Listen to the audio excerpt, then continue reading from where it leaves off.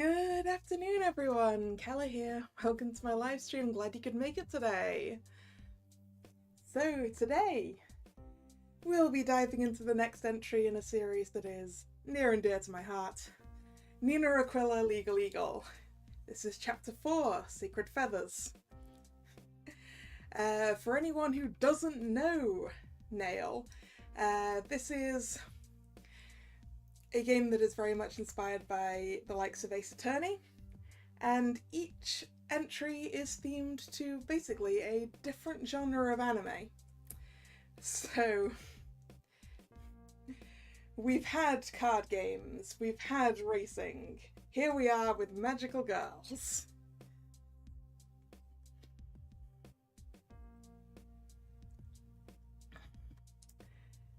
And I am very much looking forward to this. Quick disclaimer, I was provided with this game for free by the developer, although obviously that is not going to affect any of my opinions on this game.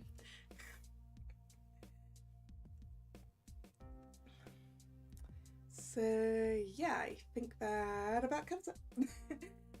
Hello, Drag. How you doing? Let's get into it. So we will hopefully learn a little more about Nina's past, I hope. I don't know, because unlike when I streamed Season 1, I have not played this game before. I am going in blind.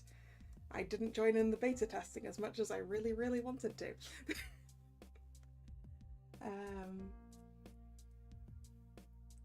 So let's go. This game supports several control schemes.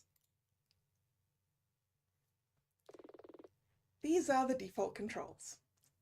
So you can use the mouse, movement and action on the left, menu and cancel on the right, controller, which I won't be using because I don't have a controller attached to my PC, keyboard, movement on the arrows, fast forward on page down, dash on shift, action on Z, menu and cancel on X, and also touchscreen, which is kind of cool. I'm going to be using a combination of the mouse and the keyboard, so these controls can be changed later via the options screen. That's useful. We recommend that players use the game controller or keyboard controls.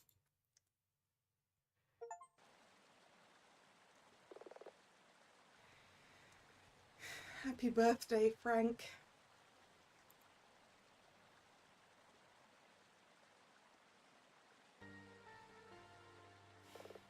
It's been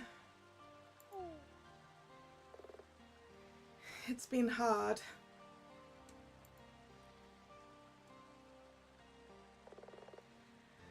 Frank, something has happened. Yeah, we got an achievement for starting the game. I hadn't thought about it in so long. I've been putting this off. And now I need to come clean and say it. I always told you that I couldn't remember what happened. Ah, yes, this is about the person she was remembering at the end of Chapter 3. The last person she saw with both eyes.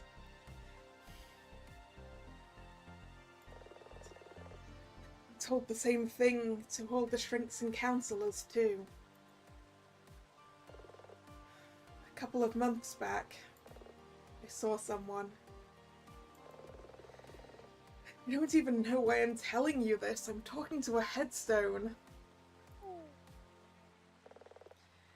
I don't know who she was, but I know her face. Now I'm remembering all kinds of stuff. Every night I have nightmares.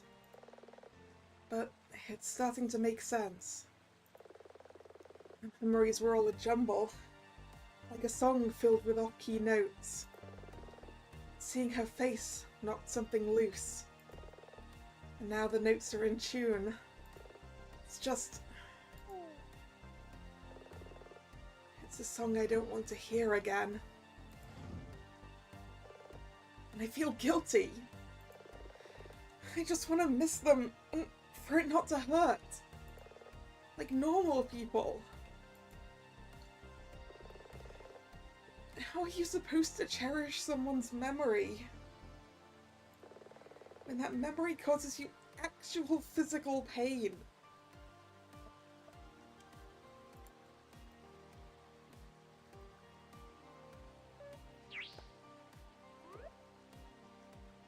Where are you? This is a message from Dylan, our assistant.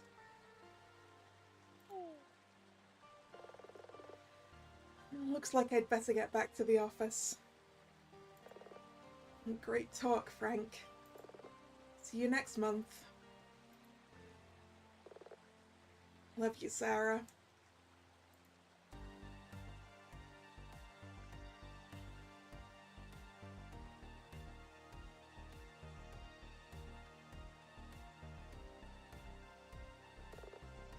Same to you, Papa.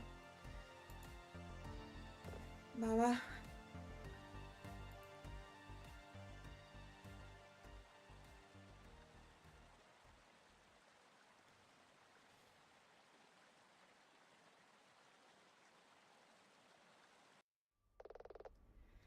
Dylan must want something.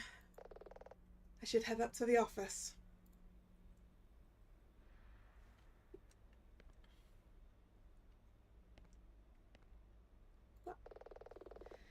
No one ever gets anything from this vending machine. Sometimes I wonder if they just put it here to break up the space. Maybe. We're looking for the lift because the stairs are blocked over there. There we go. Ms. Aquila?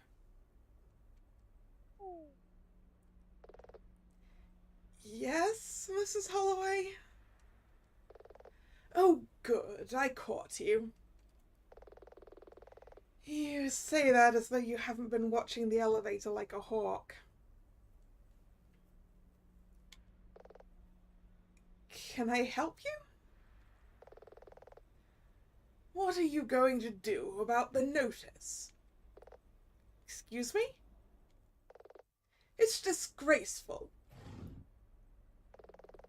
I know the building's not the prettiest float in the parade, but my husband, God rest his memory, left me this business and... Please, Mrs. Holloway, notice? You haven't seen it? It's been on the board for days.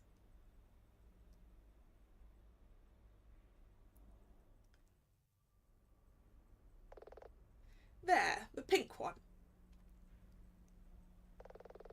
Fledge City Planning Authority. Consultation for renovation. Fifth Street and beyond. They're gonna bulldoze the building. That's a bit premature, Mrs. Holloway. They just want to hear from the tenants living in this part of town. Have you spoken to anyone else in the building? There is no one else in the building. Wait, what? What about that psychic who was on floor 4? She used to read people's future in tea leaves. Magic Miriam? You didn't hear? Left last month after she won the lottery. Won the... Guess she was legit after all. Anyway, someone needs to complain to the county. Can't you get a court thing? You mean an injunction? That's not really the kind of law my office works in. Then how? Okay. I'll make some calls.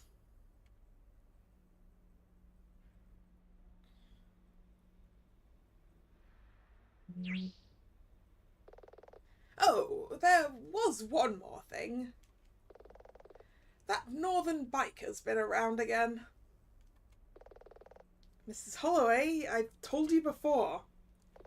Dylan's not a biker. He's my secretary. I mean, he's also a biker. But... Yes? Well, earlier today he dragged a motorcycle into the elevator. Dylan? Really? He's probably put it somewhere in the building. I don't think that... I'll look into it, Mrs. Holloway.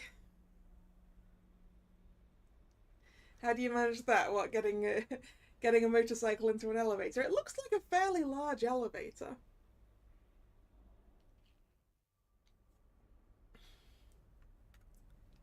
I mean, I don't have a particularly good concept as to how large a motorcycle is compared to the average elevator.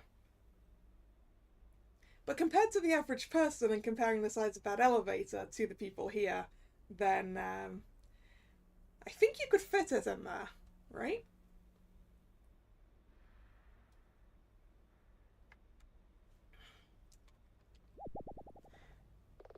See that you do.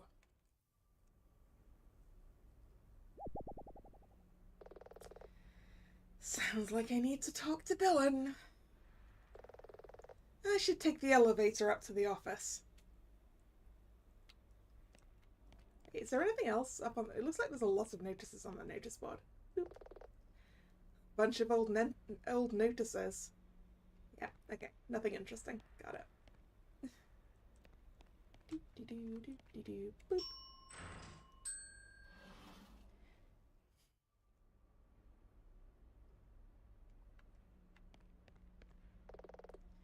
Now, where did he put it? Hey, Nina, is that you? Hi! Hi, Dylan. Dylan's my favorite. Hi. What's the rush? I wanted to talk about the food budget. Stop that. Stop what? Actually, I just brewed some fresh coffee. Want some? Dylan? Yeah? Stand very still. Okay. Weird. Where did he stash that bike?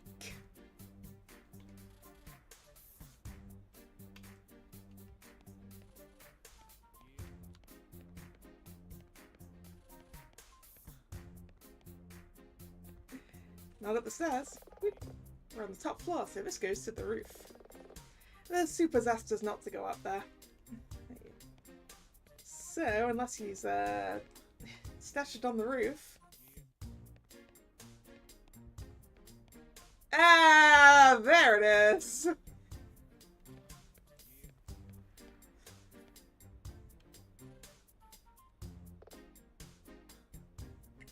Dylan?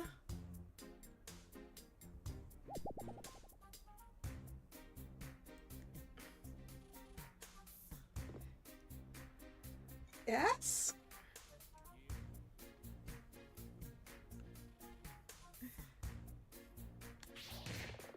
Why is there a motorcycle in my office?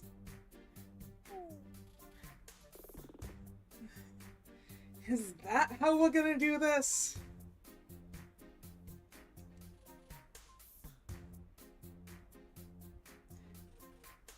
Yeah, as long as there was like no one else in the elevator except for Dylan and his motorcycle, I'm pretty sure it can go up there.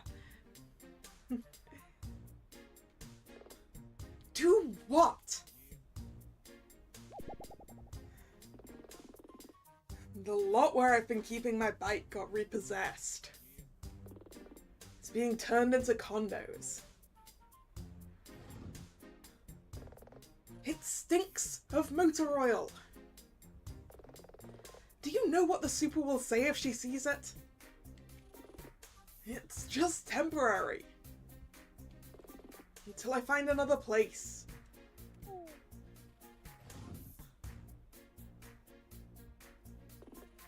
Seriously. Oh, come off it. I'm not the weird one here. You brought a motorcycle up in the elevator. Well, yeah. We're on the 9th floor. Which is one reason why we're not taking the stairs. I know that.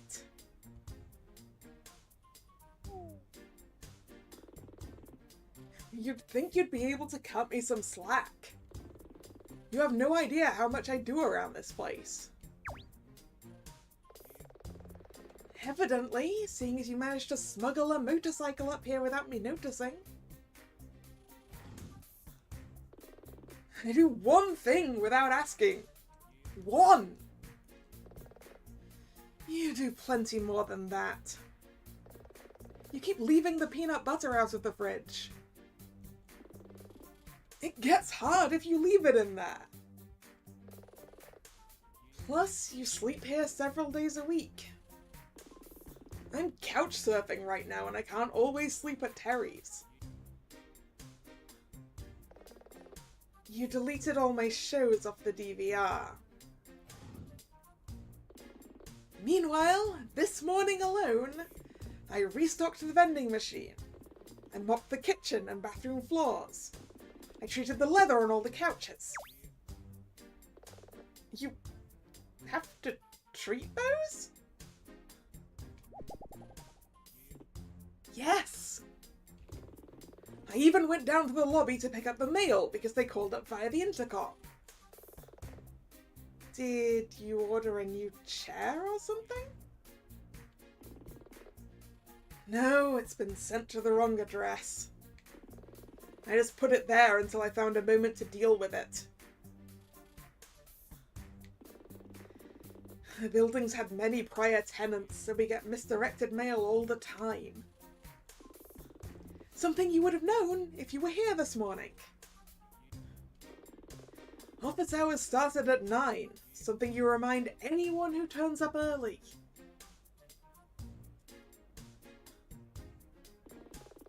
It'd be fine if you just answered your phone more. Where were you anyway? It's personal. That's how it is, huh? Well, as your employee.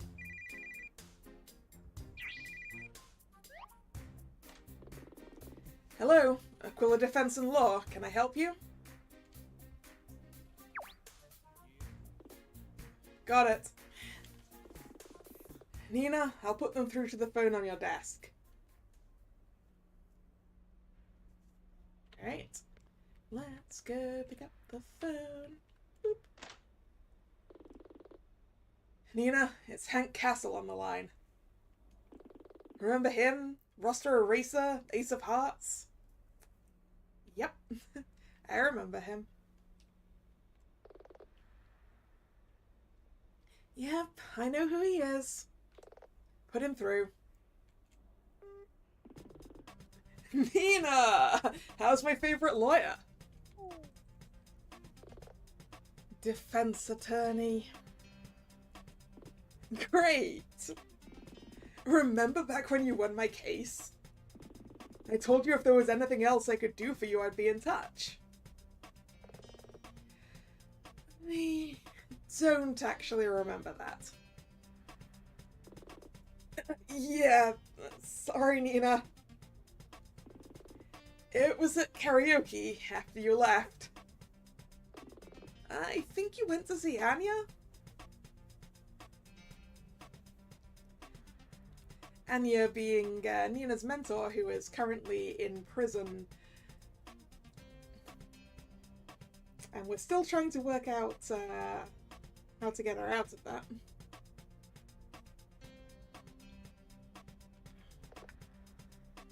Gotcha. Oh, great! Dylan's listening on the line too, that'll help. I guess I just wanted to do something nice for the pair of you, after you got us out of that jam. And I didn't think a fruit basket would cover it. Ryoko suggested a case of wine, but I didn't know what kind. And then we thought flowers, but I always find those a bit insincere and... Excuse me, Hank? Something nice? Yeah! I wanted to offer you a tour of our studio. You know, meet the crew. I mean... I appreciate the offer, but... Are you certain you won't come down? We're about to film the latest season. Hank, really? That flagship show? I've kind of got a bike to move. Valkyrie Sacred Feathers.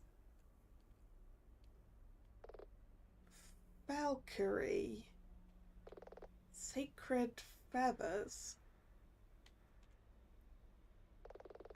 That sounds like it's about... maybe? We'd love to attend. Nina, we're kinda busy. We've still got to find another paying gig. Have you ever even watched the show? Does it matter? It's just that we had a bit of a scheduling change. A scheduling change? That's right. One of our main investors is visiting too, so you could say I'm killing two birds with one stone.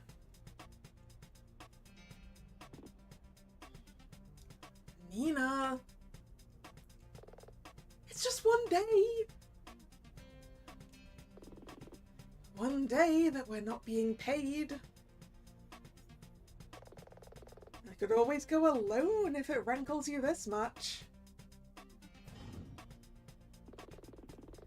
If you're goofing off all day, then I'm coming with you. In that case, when's the tour, Hank? Actually, today, if you can make it. The site's called Valkyrie Racing Project. You should be able to find it via GPS. And just talk to the front desk in the lobby and they'll give me a call. I'll wait by the door, Nina. Come talk to me when you're good to go. See you soon! Before we do that, I am going to explore the office. Legal books, case studies, precedents, and a couple of bodice rippers. A lovely view of the building site next door.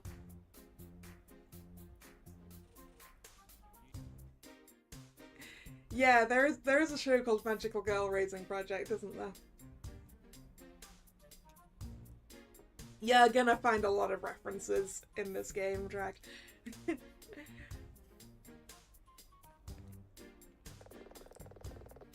That's the same as the other things. Nope. No time to browse Reddit today. Desktop printer. So that means it's useless. Seriously, digital cameras and computers have come so far. Why are printers still useless?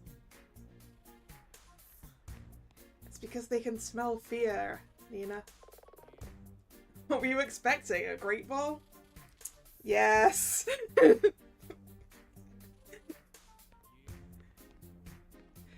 I'm still mad that the new Pokemon games don't have things in the bins.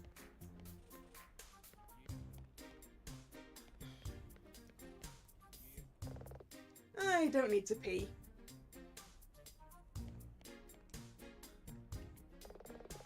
And you installed the shower months ago. It's surprisingly handy.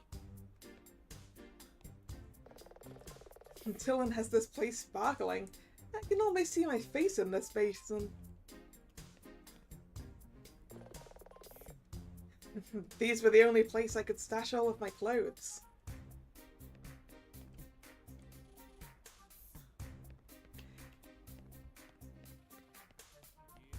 Hey look, the vending machine. Dylan keeps the vending machine stocked. It's empty, but at least it's clean. Sink. Nothing special.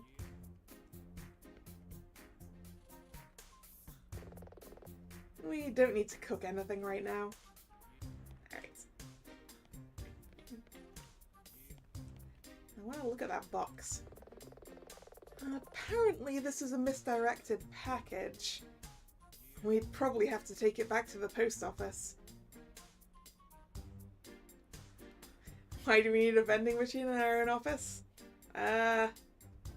Snacks, I guess. A file server.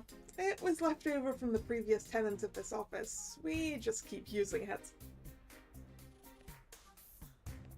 And I mean, a lot of offices have vending machines, right? In the break room.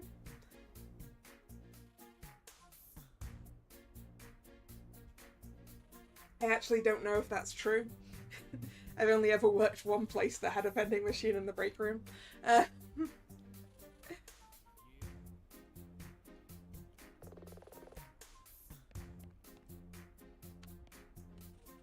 Alright, Dylan, let's go. You ready to head out to the studio? Yep, let's go. Let's go. But don't think I've forgotten about that motorcycle. Sure. Let's go.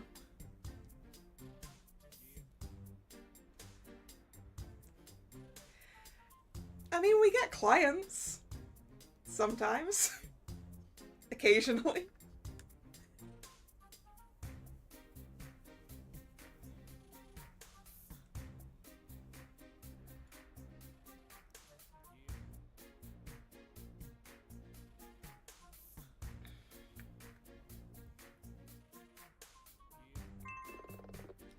Dylan Merlo has joined your party.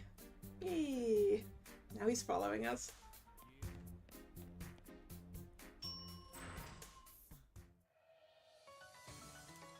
Opening sequence.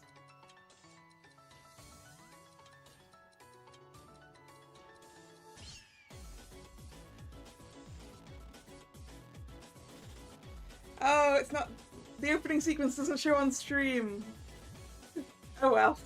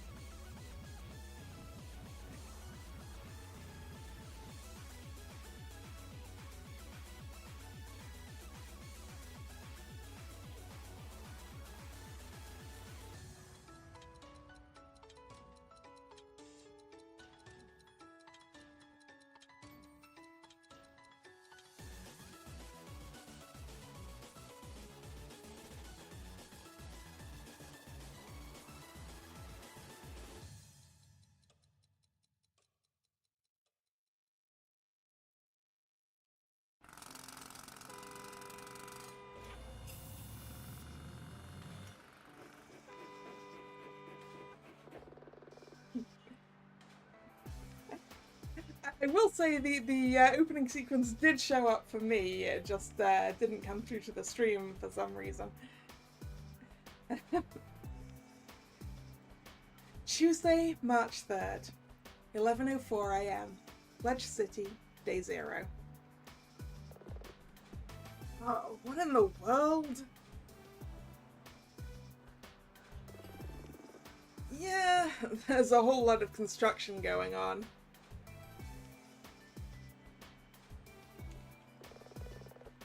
They're redeveloping both lots next to our office? Maybe Mrs. Holloway wasn't jumping the gun after all.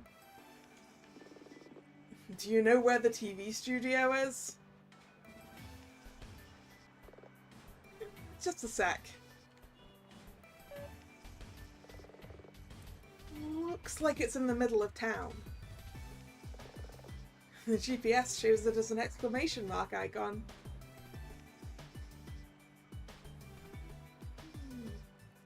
I'm guessing we can't go down here because of the crane. Right, we gotta go around. Yep, this way. There is a lot of construction and cranes everywhere, huh? What in the world? Ah, more cranes! It's a lot of cranes.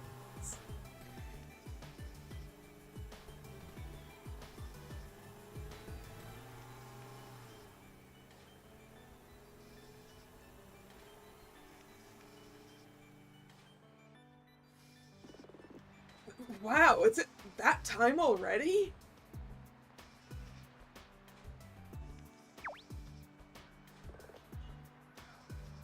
What's going on? Only the Moe Moe Music Festival? It's the biggest event on Fledge City's festival calendar. But why the conga line of construction vehicles? They rebuild the venue each time, like from scratch. Layout, theme, it's different every year. You've never been? Didn't you grow up here? Heard of it. I'm just not such a big fan of idols. Even so, you're missing out. You've been before? Every year I used to go with some friends. Everyone would pack the venue to see the idol Danny Trost. But not this year. Hey, if you want time off to get tickets and go. It's fine, it's not that. We've got stuff to do, let's just get to the studio. Suit yourself.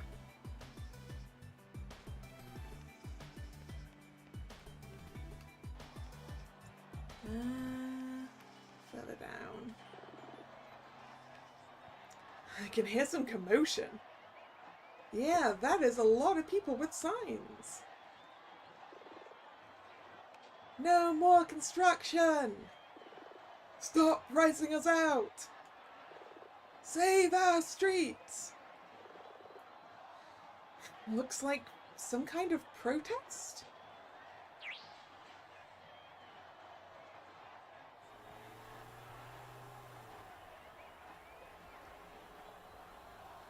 Ooh, limousine.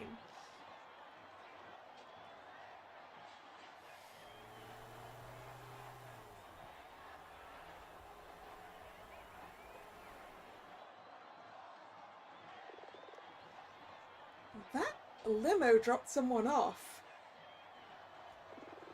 Did you see who it was? No, but I bet we're about to find out. Oop. Goodbye, protesters. They've all gone home.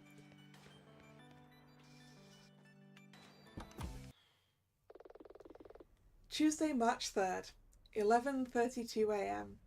Studio lobby, day 0. Looks like the lobby. I don't see Hank. Guess we check in at the desk? Yeah, that's what he told us to do, Dylan. Look at all the posters. Oop! You must be more of Hank's guests.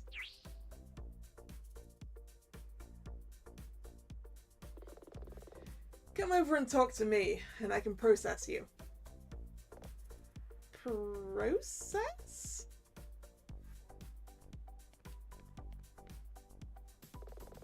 Hi, I'm Nina. Nina Aquila. Save it for after the checklist. checklist? Do you have any symptoms of respiratory distress or illness? No. Nope. In the last 30 days? No. Nada. Had contact with anyone in that time who was ill for perceived pandemic reasons? Not as far as I'm aware. Ditto. Okay, that's great. Can we sign in? Not so fast. You've got two choices. Either you commit to wearing a mask for the duration of your visit, or you take a viral RLF test. We have everything set up on the table right here if you want to do that. Wow, I haven't done one of those in a while. Well, I appreciate your commitment to safety. Aren't the infection numbers in Fudge City pretty minuscule at this point? Our insurer has asked that we keep doing it, at least for the time being. Staff take the test less regularly, but we need to insist for every visitor.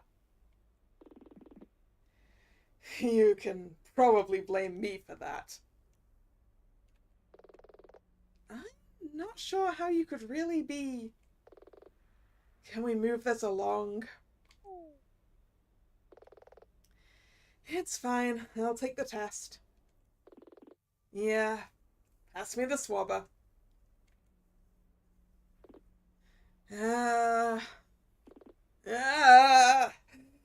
Shoot!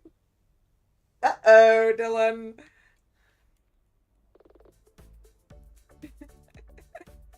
Thanks, both of you. Those tests will take a few minutes to report their results. In the meantime, I'm Lotta Eifel, Head of Security. Nina Aquila, and this is Dylan Merlo. Great to be here. I'm sure someone will be down to meet you soon enough, and we'll have your test results. Until then, please wait here in the lobby. Feel free to look around.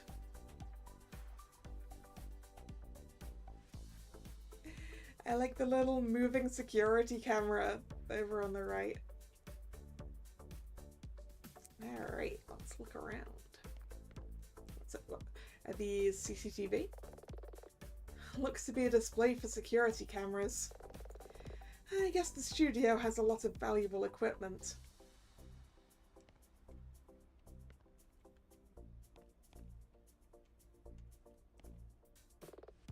Water cooler.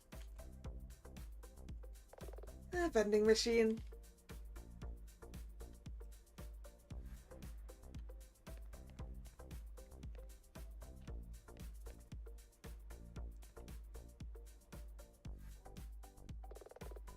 A set of viral RLF tests. These became a pretty common sight during the recent pandemic. A lot of people will probably still have a stash of them in a drawer somewhere. Fortunately, the rate of infections in Fudge City is near zero today. I guess it doesn't hurt to be vigilant.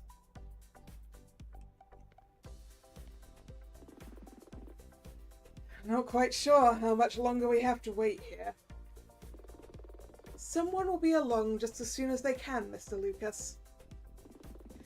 I hope so. I've got lunch planned with the City Planning Board. City planning... I see. The crowd outside, that was for you? You saw that, huh? Kinda hard to miss. What was it about? Progress. Oh, moreover, that some people don't seem to appreciate it. I opened up a top-tier gymnasium. I renovated the park. I built the best conveyor sushi place in the state. Well, it is a very good conveyor sushi place. The Great Wave? That's right, you know it? We're fans. Yeah, I'm looking forward to going back to the Great Wave.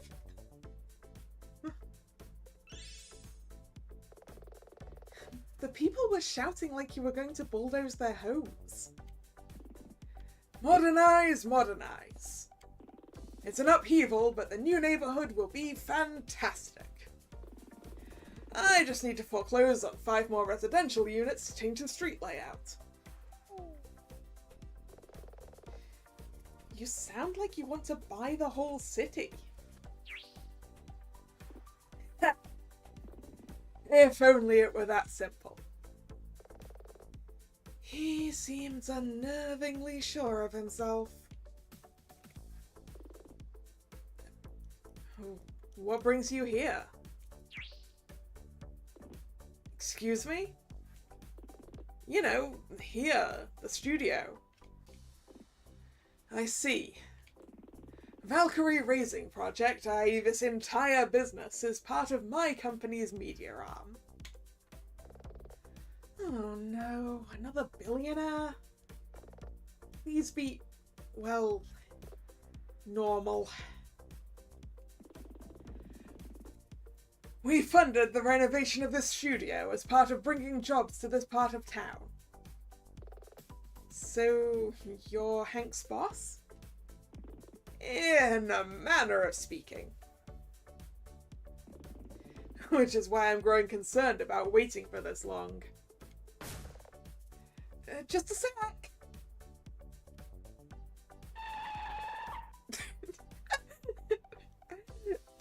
Excellent sound effect use.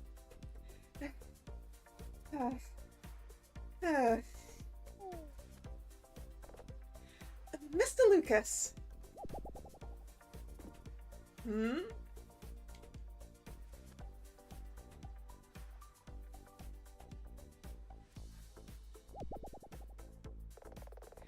Mr. Lucas, I'm so sorry. We had to arrange for stage lighting, and then there was an issue with the fuses, then someone had to pay craft services, but they didn't have a proper invoice, and Hina's allergic to shrimp, and you know she can't have that.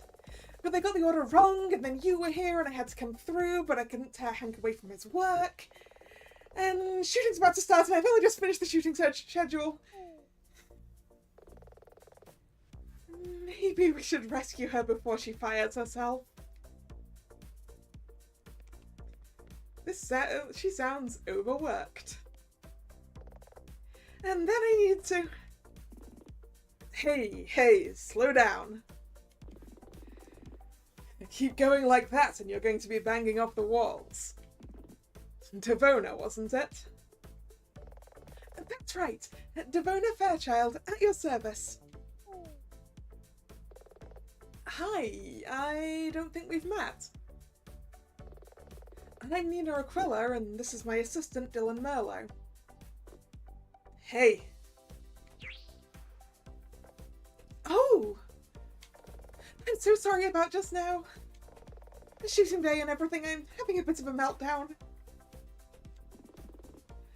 Well, please don't fret on my account.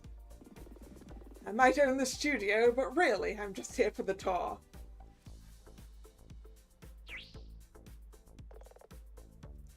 Of course, the tour! Okay, so... Hank Castle sent me through to meet with you all. He's tied up at the moment, but he'll be available soon. Devona? Yes? All of their tests are negative. You should be good to go. There you go, Drag. That's what about the tests. Thanks, Lotta. In that case, I'll show you to the soundstage area. Wonderful.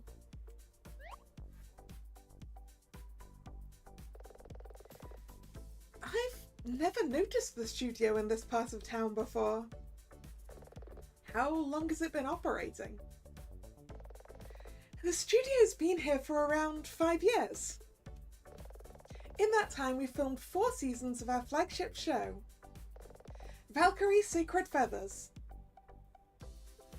which I believe is what's on the posters over there. It looks like the Valkyrie logo anyway. That's in addition to numerous smaller projects. Oh, like what? Oh, all sorts of things. Public information films, infomercials, commercials. Her soundstage is state-of-the-art. There's no equal within the state.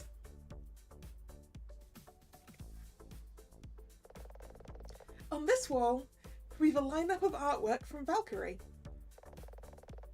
Those are mainly PR posters and production stills. Branding, even internally, is very important to Hank. He has good business instincts.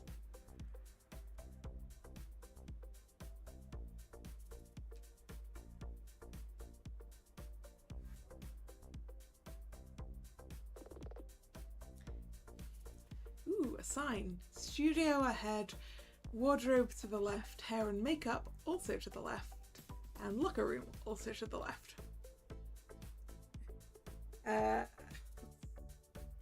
Pick a voice.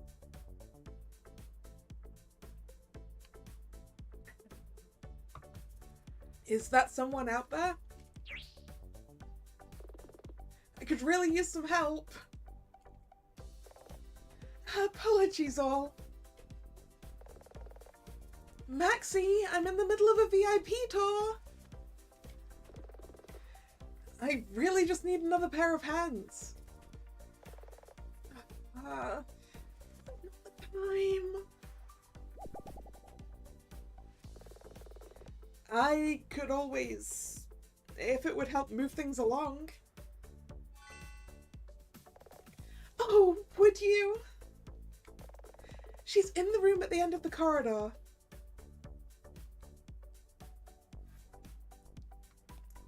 Alright. Which is hair and makeup by the looks of it. You said you needed a hand? My stars! Your pretty white hair is so absolutely gorgeous I could just die. Are you here for an audition? No? We're just here for a tour? So, you're not an actress? Defense attorney. Pity. Maxie LaRue, at your service. Clearly Maxie's got some pipes on her.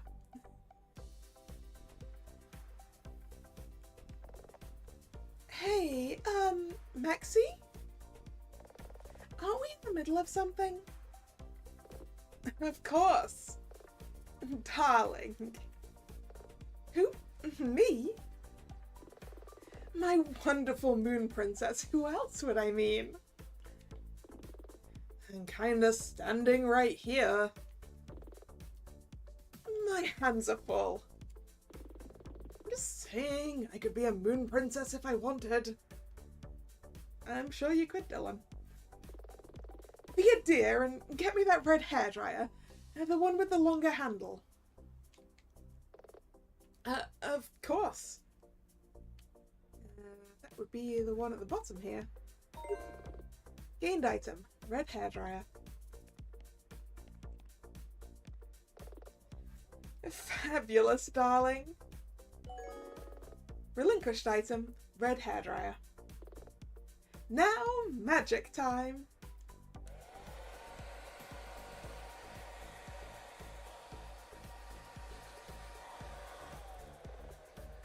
Wow, she's fast. Maybe I should ask her to do my hair. Milia Norden, you're going to be an absolute queen for this shoot. Whoop.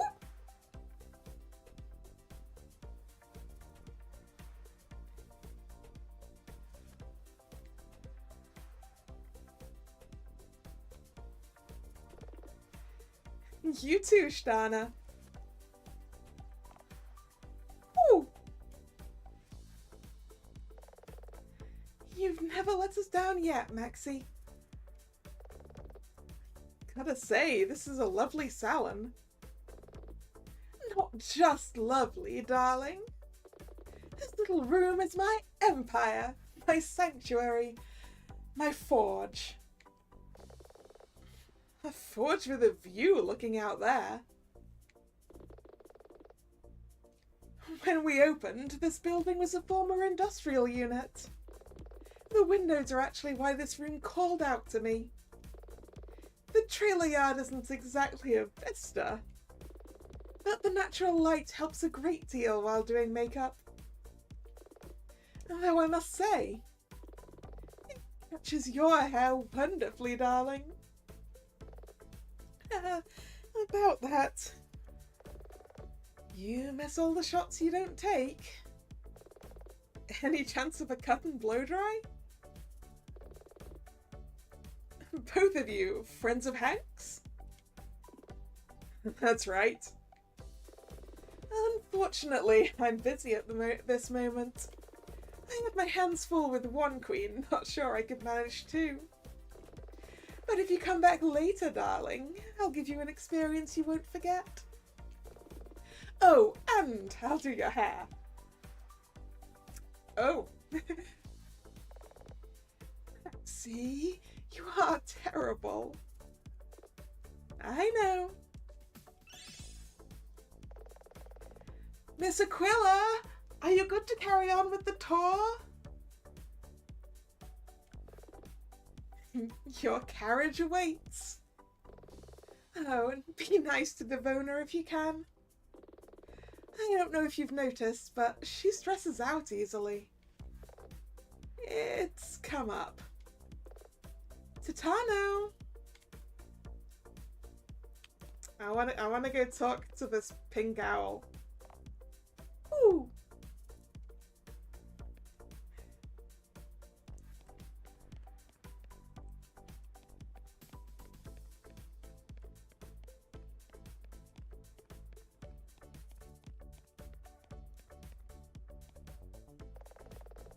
I'm so sorry to have you help out while on a tour. Lexi normally has 3 assistants, but they had backed up vacation time and it started to get out of hand. It's fine, Devona. Well, in that case...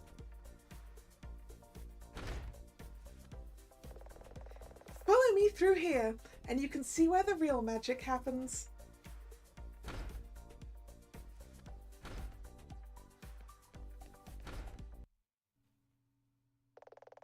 Welcome to the soundstage. Marvelous. This is where the magic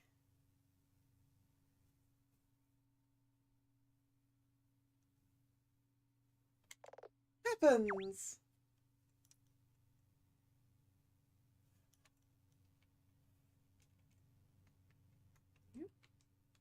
Hello? There we go. I guess this is what he came to see. He owns the place after all. Well, regardless, this is their studio space. As you can see, it's state-of-the-art. I wouldn't know. I don't know all that much about TV production. But it does look impressive. I'm sure our crew can tell you all about it. Hank will be along soon, I'm sure. But until then, feel free to explore, check stuff out, and speak to the crew. Or grab a bite at craft services. Just, try not to touch anything? Exactly. Except for the food. Take anything you want, it's all comped. Ooh, free food. Free food.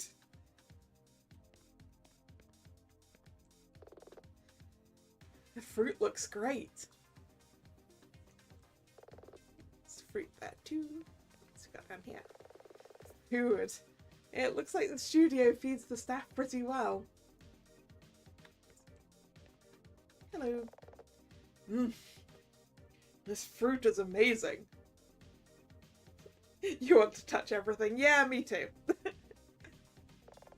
Devona must have gone to the farmer's market super early for this. She goes out and buys it? It's not just, I don't know, delivered? Yeah, she's amazing. Honestly, she's a human blur.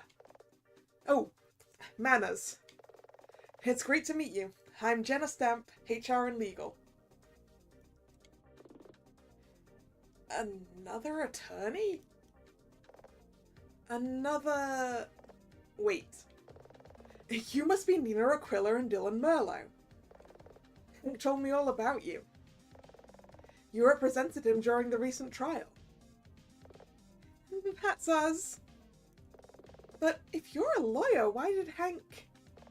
Oh, I'm not a lawyer, I just worked as a legal secretary once. Though I am the studio's on-hand notary. I'm mostly the studio's HR person, but I also handle dealing with our legal contractor.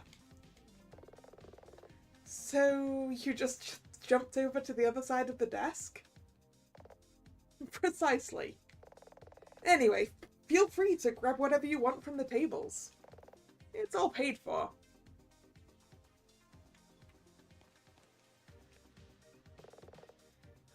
Water, but like fancy water. Ooh, fancy water.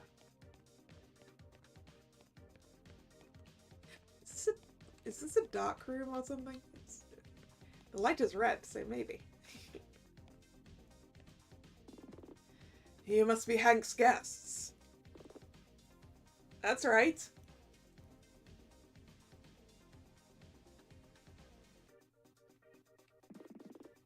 You don't dress like investors. I think you're confusing us with Lucas. We're friends of Hank's. Strictly speaking, I was Hank's attorney. Oh! You were involved in that whole street racing thing. I guess I should thank you. Hank's a good boss, and I don't want to have to move again. Maybe we can start over. Jack Cable, Studio Tech. You have an appropriate name for a studio tech, sir. Ooh, a tech guy, huh? Forgive me for asking, but what does a studio tech do? It varies a bit from studio to studio. Here at VRP, we all wear many hats, so I'm responsible for two things.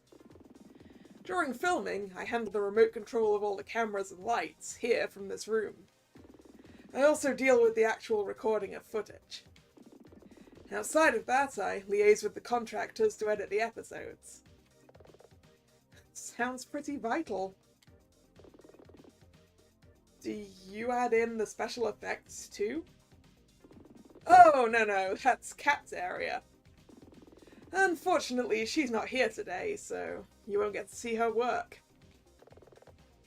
Is there really much to see? Wouldn't she just be doing stuff on a computer or something? Absolutely not. Here at VRP, we pride ourselves on doing as many effects in camera as possible. We do nearly everything the traditional way. Props, costumes, and pyrotechnics. It requires some of the most specialist equipment in the world, normally used for concerts and the like. I'm starting to understand why this place is such a big deal. The best. Though, on that note, I should get back to my prep. Big day today. Understood. The big day apparently doesn't require that many effects, huh? Poke at things. Looks like pretty high-end studio equipment.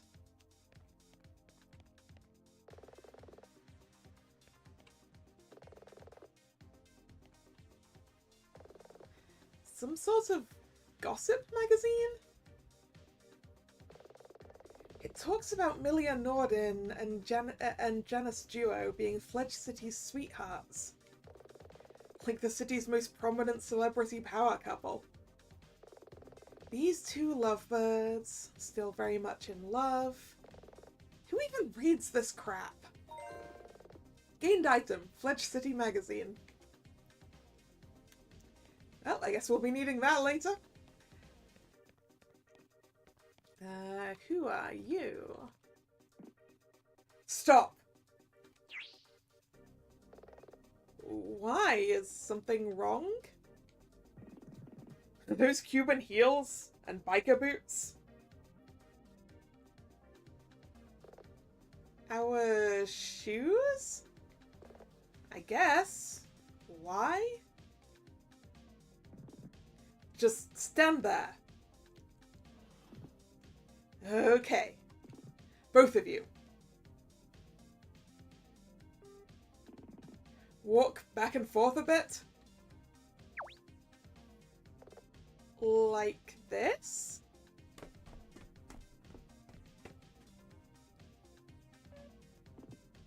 Perfect. What was that about? Oh, Bass Reed. I'm the studio's audio engineer, Foley, session musician. You could say I'm a virtuoso performer. I needed a new footstep effect, and you had just had the perfect shoes for it. Our footsteps are going to be in the show? Maybe. I'll let you know if we end up using them. Okay, I've got work to do. The new opening theme won't write itself. We got to do Foley work.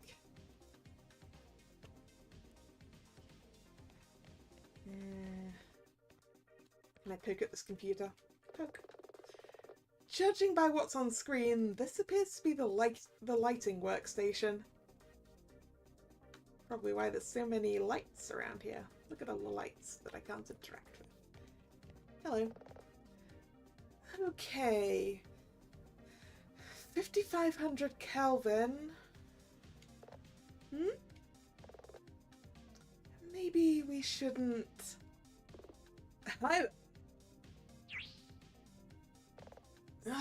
Really? Be nice, Hina. Remember what Hank said? What's he talking about? Hank said we would have visitors today, and I had to, and I quote, have my game face on. Sounds like him. Well, I'm Hina Rakari, lighting engineer. What was that you were saying just now? Kelvin something? It's just an industry term for stage lighting. Carbon emits coloured light at high temperatures, and the colour changes based on the temperature. Actually, everything does. But for reasons that predate my time, they picked carbon as the model. And I want this at around 550 Kelvin, which is suitable for a sunny daytime scene. Wow, you learned something new. I think we've taken enough of your time. Enjoy your visit.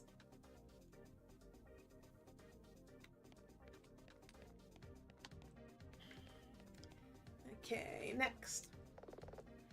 You must be the director.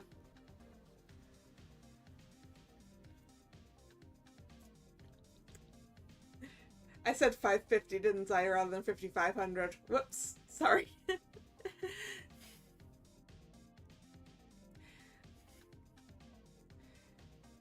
I don't know if it's a physical temperature that it's at, or like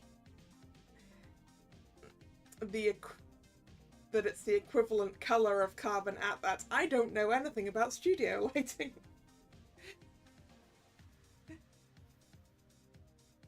Or stage lighting in general, really. I used to know people who did know about that, but I don't know anything about it.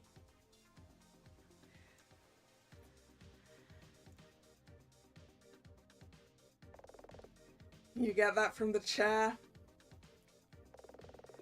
Honestly, I never thought those chairs were a real thing. Do you have one of those old-timey speaking trumpet things too? Some things are better left in previous decades.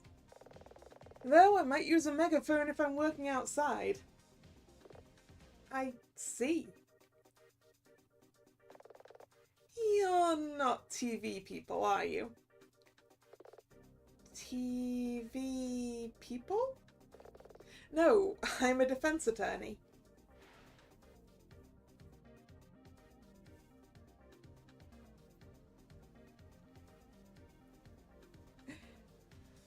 Yeah, I'm sure it's not actually that temperature, Drag. Probably.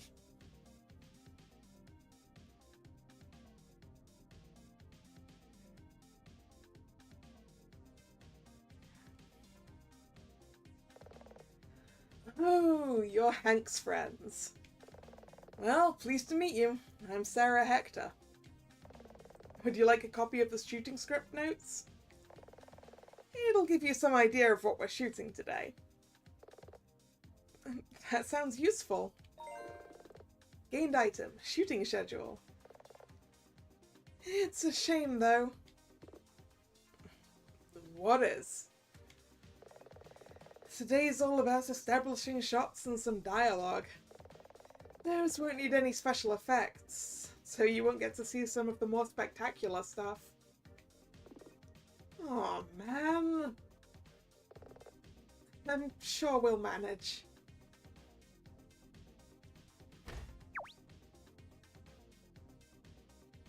Ah, Hank! You've arrived. Nina! Dylan! Can you come over here? We should talk before things get busy. Yeah, well, I want to finish looking around and talking to people first. Sorry, Hank. This seems like a serious piece of equipment. Look at the size of those fans.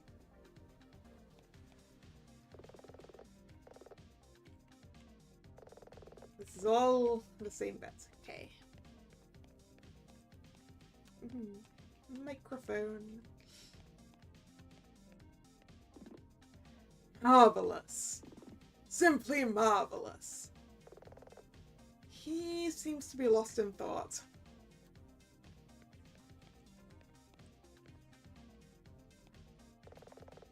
Didn't you want to speak to Hank? Right. Well, I'll speak to Hank then. Hey! Has Devona been looking after you guys?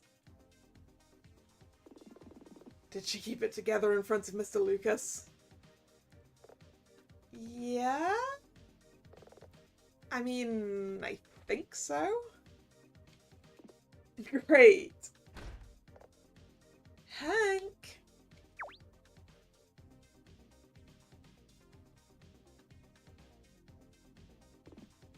Amelia! You just get out of hair and makeup? You know it. Ready to rock. Are you the main character? Yep. She's Valkyrie Freya. Only some of the time. Nina, Dylan, this is Milia Norden, our star performer. It's really a group effort. Though, on that topic, Hank, I wanted to ask you a schedule question. I tried to ask Devona earlier, but she seemed a bit frazzled. She is having a busy day. What's your question? Just wanted to confirm if shooting for the season will still be over by July or August. And want to talk about time off in and around October. Off the cuff, I'm not certain. Do you and Janice have plans booked or something? I'm looking to make some. Well, let me think. It's March now. So yeah, yours and Janice's scenes should be finished by the end of July. As for October, I'll have to ask you to come to my office later and we'll check the calendar. I'll try to make it work. Thanks a bunch. Oh, one more thing. I want to know how your big date went. Nunya. Nunya? None your business. Oh, come on. Was she pretty? Where did you go? I'm serious. Don't jinx it. I'll tell you about it when the time is right. Well, it was worth a try. In that case, if you'll excuse me, I'm gonna start warming up for the scene. We'll be right with you. So, the bird. What? What's the deal? Stana never leaves Milia's side. She's a big part of the show. It reminds me. We're about to get going, but I'll just explain what's about to happen. Due to a scheduling change, we're filming our first scenes of Season 4 of Valkyrie Secret Feathers today, as opposed to later in the week, which was the original plan. That's because of Cat Wheel, our VFX person, is still on vacation. So we decided to start a bit before schedule with some dialogue scenes. We're good to get started?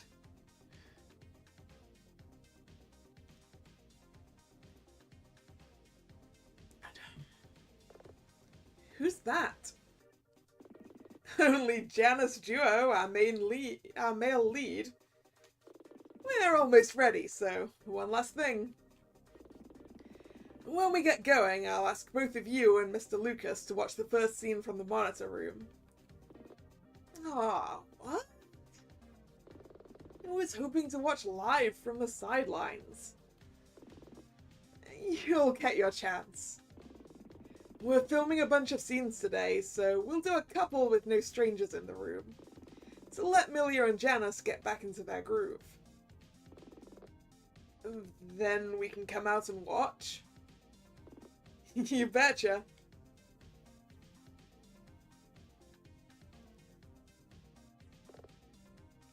You okay? I'm savoring the moment. But enough of that. Looks like it's time to get this show on the road. Okay, everyone. Grab a drink and fall in. Just make it a soft drink. It's barely noon. It's been a long road, everyone. Getting from there to here. It was only a couple of years ago that you were just the flirty dozen. The what? And now, with the help of our financial backer, Mr. Lucas, can I say how much of a pleasure it is to finally see you all do your thing? We start today on our greatest adventure yet. Valkyrie Secret Feathers Season 4. You tell it, Hank. Let's crush it. Everyone ready? Let's make some magic.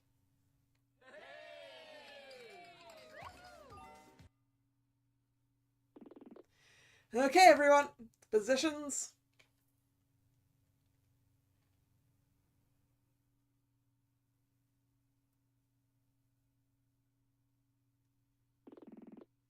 Final diagnostics are running. Should be good to start any moment. What's going to happen first? We'll be recording constantly as they start to act out the scenes. You can see a preview of that. You can see a preview on that large monitor. strange. It's in black and white. I've got the preview set to black and white because that's how this scene will work in the final show. I need to preview it like this to make sure the contrast is correct. The actual recorded footage is in colour.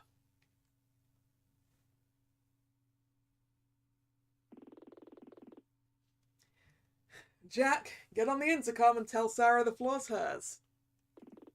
We are good to go. Got it, boss. Green, green, green. Confirmed. Good to go.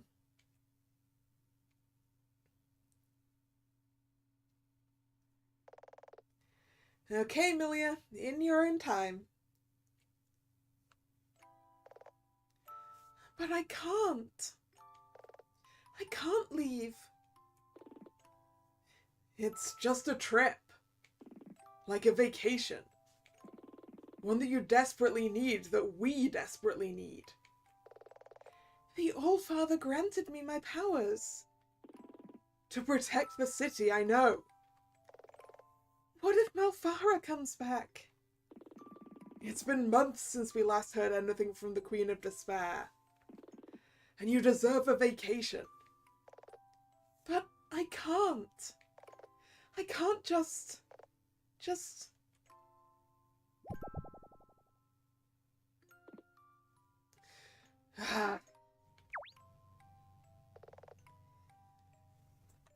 Janice, are you okay? Yeah, I think so. Maybe it's the start of a migraine? It's my head. Just felt a pang. Woo!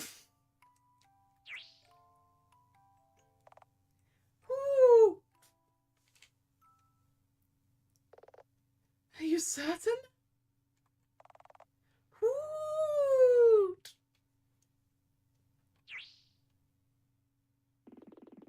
Millie, I think the line was that you can't leave as long as... Reveal yourself! Milia, you're way off script. Millie, it's just a headache.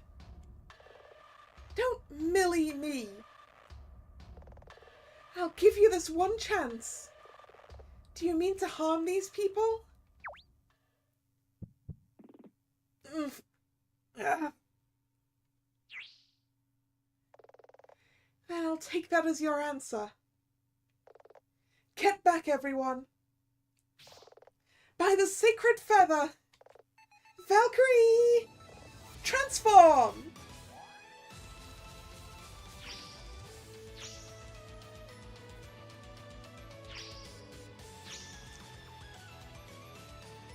Proper magical girl transformation sequence!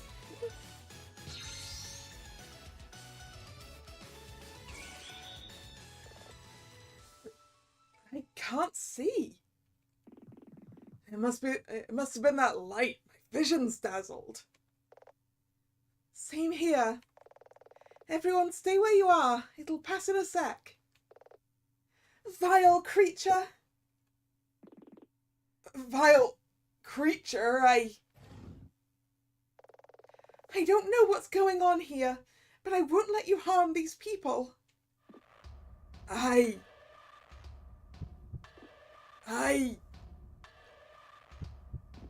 Yeah.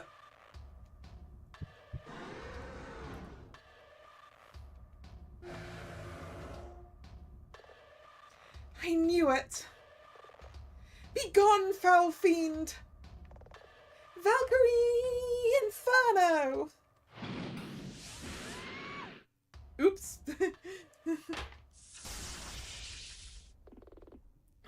Now I can't see either. What the hell just happened? Some kind of power surge. Sometimes the special effects equipment can trip the circuit. This monitor is absolutely totaled. Can you get the power back on? I'll have to check the breaker. This is gonna take a bit. Still, you people weren't kidding. Those effects really were amazing. Yeah. The best in the business. But Hank, I thought that the VFX artist wasn't around today. Hank? Huh?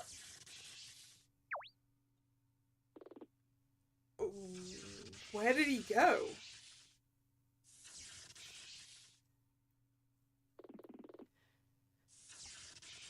Sarah, aren't you gonna call to cut? Come on, snap out of it. I can't see. What? Me too. Me three. Hank, all I can see is bluish purple.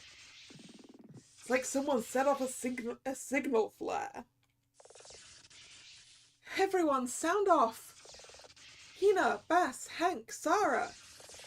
Jenna, are you about? I'm okay. My vision's starting to clear. Maxie? Maxie, you there? I've almost got it here, guys.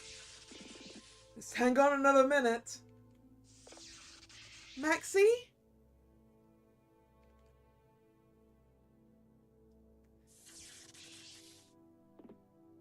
Got it.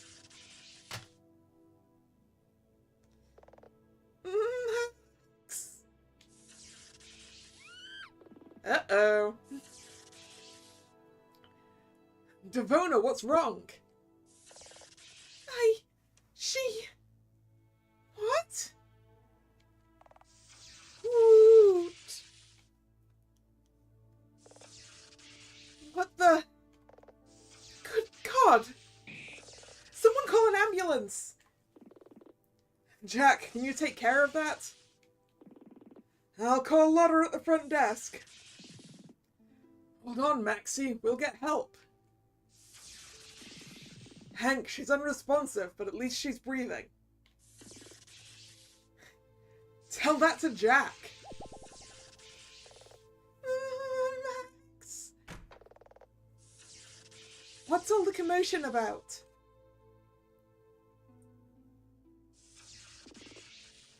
Amara, stay back. There's been some kind of accident. Milia was doing a scene and now Maxie's hurt and... Hey. Where's Janice?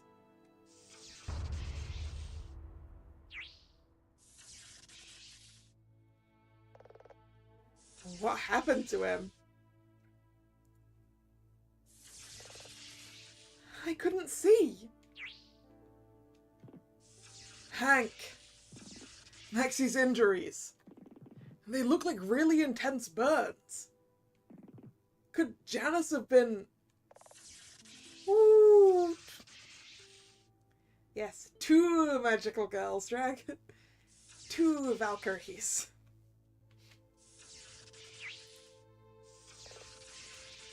Millie. What have you done?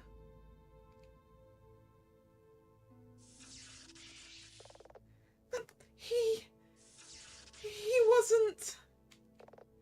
That wasn't... Wait. That must mean... Milia, wait!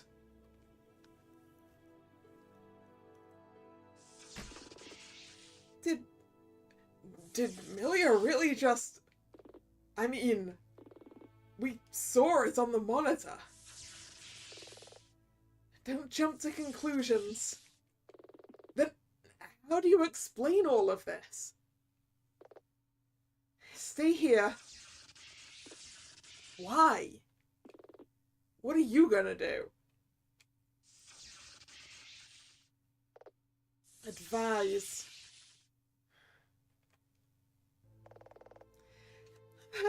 can't be.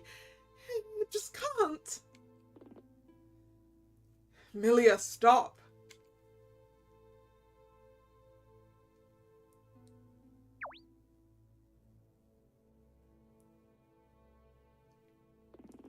Milia, we need to...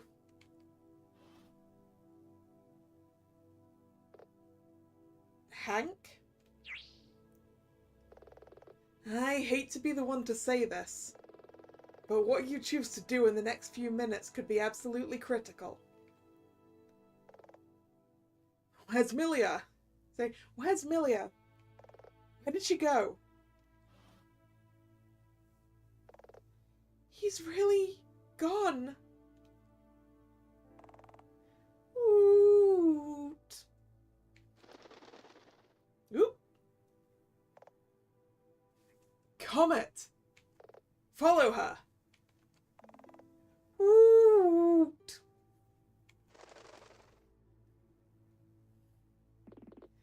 Okay, enough's enough. Milia, get in your trailer. But... No buts. Go. Now.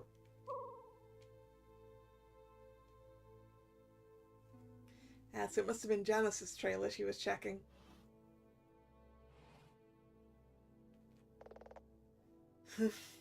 Can't say I'm... You too, Amara. What? You were out here when it happened, so you're not involved. Stay in your trailer until we call for you. But I... Not now, Amara. Just get in your trailer. Fine.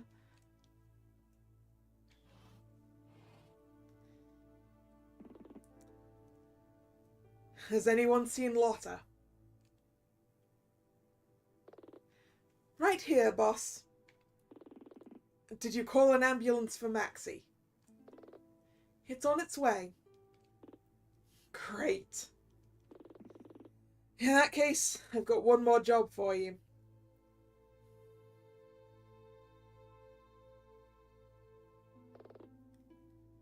Milia's trailer.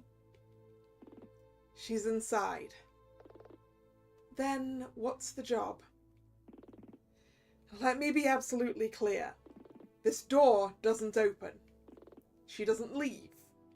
Nobody goes in. Got it? Got it. Good. Hank?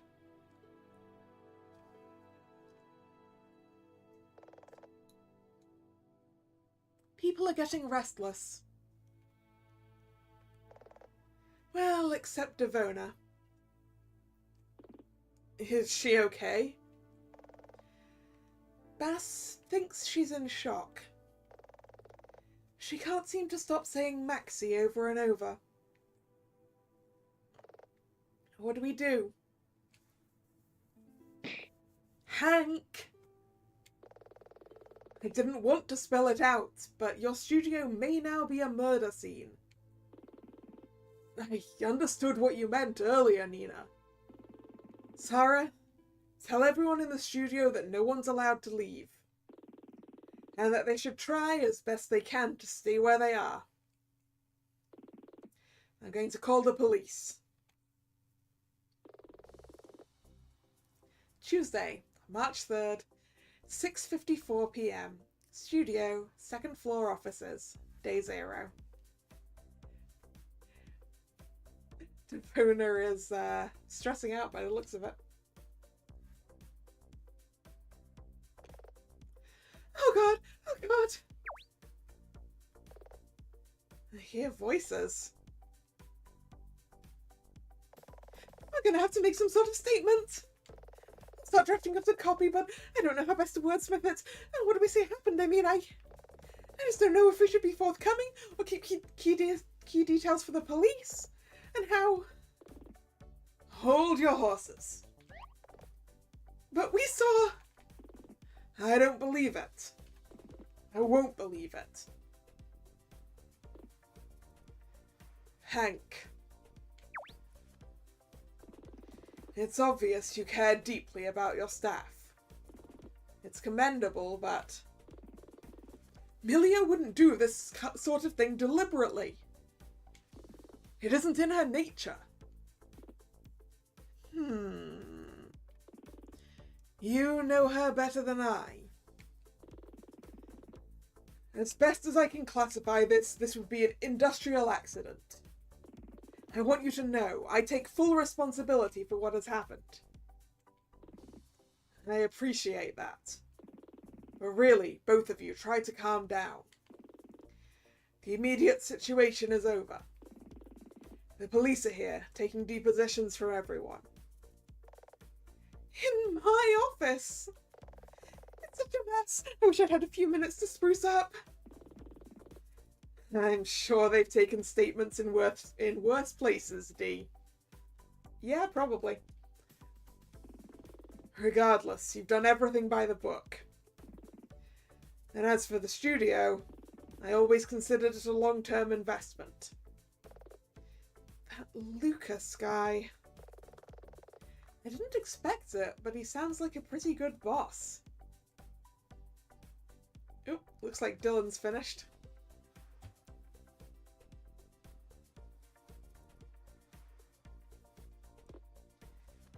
Hey. Hey yourself. Everything okay? Yeah, I gave a deposition. They said that as long as I don't work here and my deposition broadly matches that of other people on the scene, that I'm free to leave. Ditto.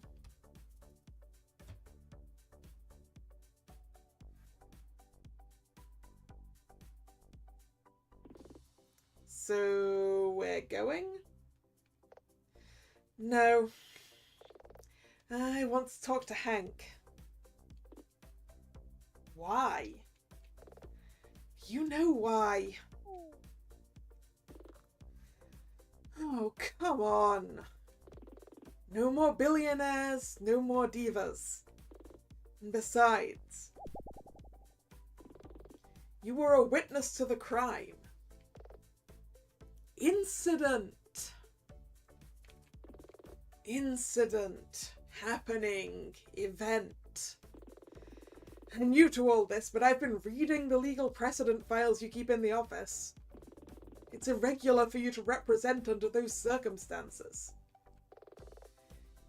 Irregular, yes, but permissible. And it was in the studio during a taping. There's going to be many witnesses, high-def footage. Dylan. And since when do you bite at the first sign of a case? Are you done? Not remotely. I want to do this. Now can you please get on board? Fine.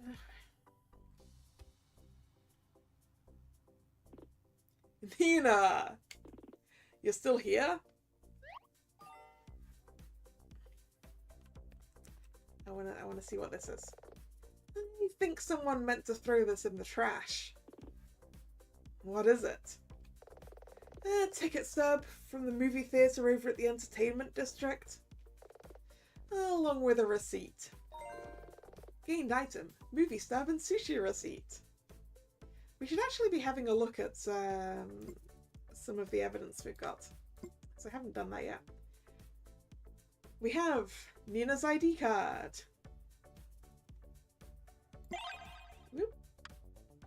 We have Nina's eye patch. Fudge City magazine, gossip magazine. The cover is about Fudge City's sweethearts, Milia Norden and Janice Duo. Sushi and movie receipt. Someone bought one meal and one ticket. And the shooting schedule. A schedule for a day's shoot. There are no special effects planned for this opening day. Yep, we have an ID card, not a badge. Here. But functionally, this is like Phoenix Wright's badge.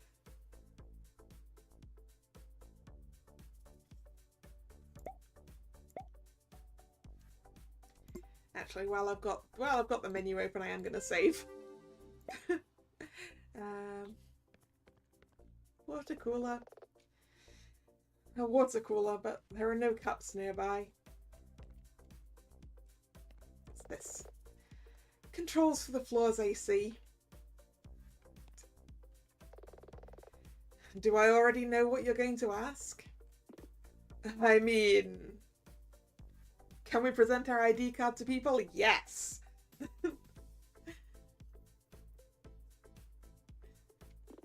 You could try to guess if you want. But I expect you to get it first time.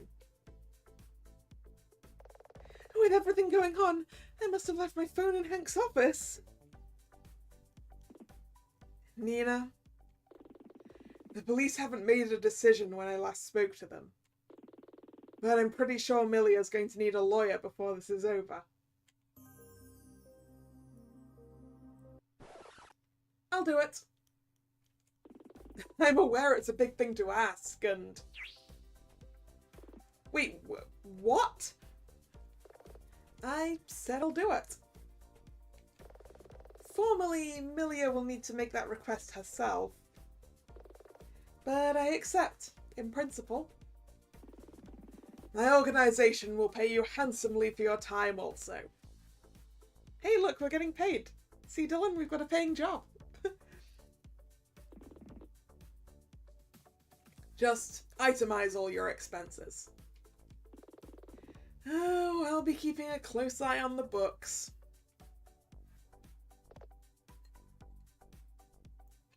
Got it. Oh, Devona. Yes?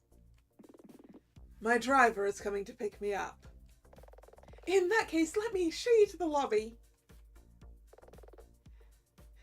Nice to meet you, Mr. Lucas. The pleasure was mine.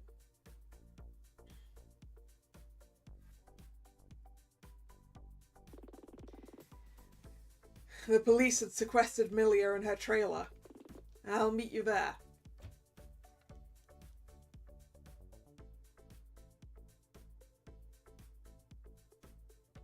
Can we go in his office? Yes, we can.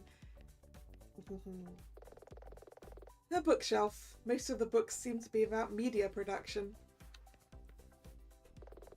A monitor with a complicated display. Looks like it's logging online traffic.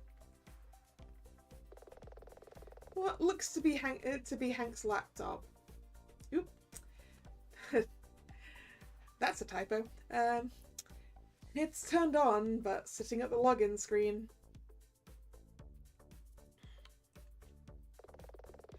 I probably shouldn't rummage through Hank's things. Oh, but I want to rummage. That's Hank and his flirty dozen. Apparently, Amara is behind the camera. A coat rack. There's a jacket here.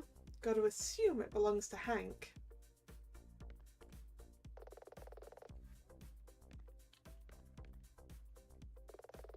A monitor, switched off. I think it pairs with a computer behind the desk. Sorry, beneath the desk even. Well, that looks like everything we can look at in here.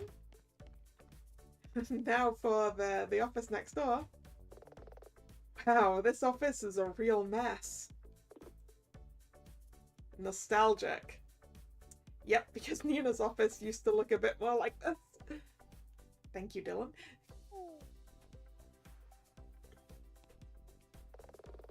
A notice board. Judging by what's here, this is Devona's office. A fire alarm. Best not to push it.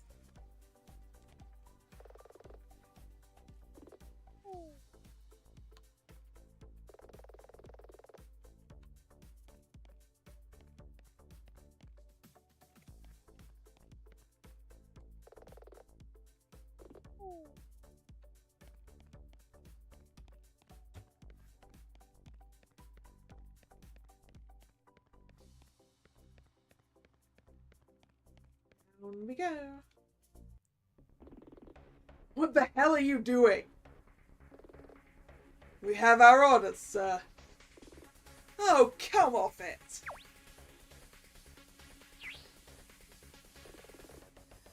Sir, please restrain yourself or... Milia! Milia! Hank, I just... Please...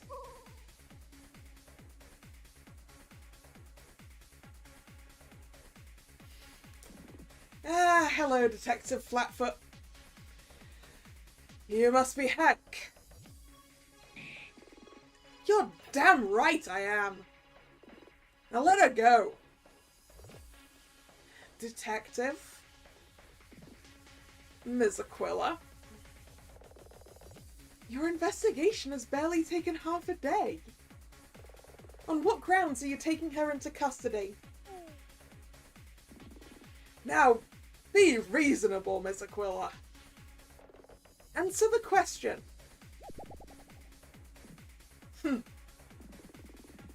We have probable cause to suspect Mrs. Milia Norden has committed a crime. On that basis, I'm obligated to place her under arrest. You'll have to get past... Hank, save it. There'll come a time for that, but it's not now. There, I knew you'd see reason. I'm adhering to protocol. Don't take that as a sign of acquiescence. Suit yourself. But Milia Norden's going across town. We'll process her tonight, and you can see her at 9 AM at the police detention centre. Oh, mark my words, we'll be there. Don't worry, Milia. We'll straighten all of this out.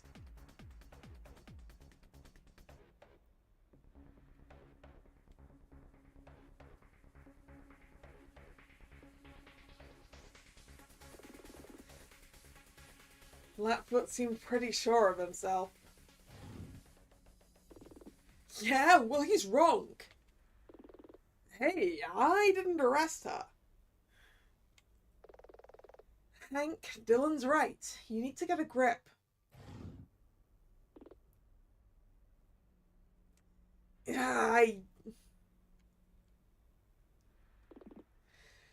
I'm sorry, Dylan. It's been a long day. But that's no excuse. It's cool, really. But if you can keep it together, there's a question I need to ask. I know you're her boss and seem to be her friend. I follow you, Dylan. Hank, why do you have so much faith in Milia?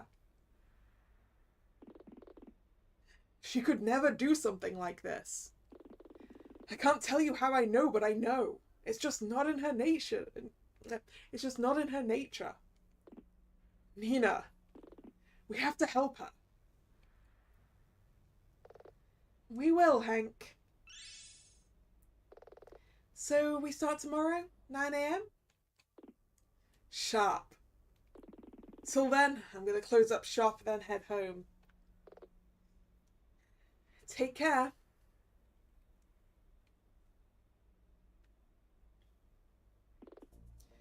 So, now what?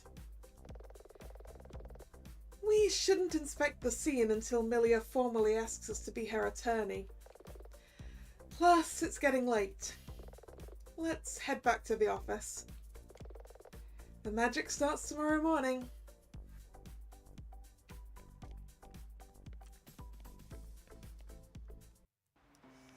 Back to the office. Back to the office.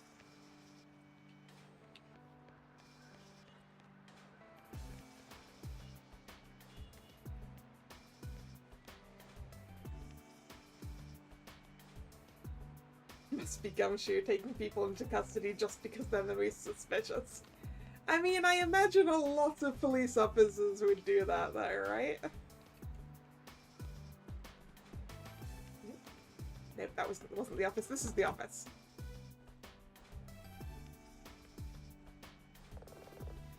The front desk for the building. And I don't think I've ever actually seen anyone running it. Our mail sometimes gets left here. A locker containing some cleaning supplies. The old entrance intercom. I assume back when this place was built that they actually had someone managing that they had someone manage the entryway. I doubt it even works anymore. Bunch of old notices.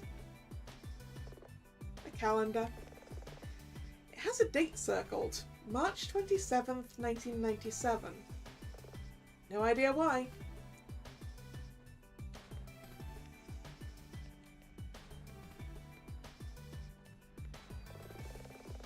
The supers asked us to only use the stairs in an emergency.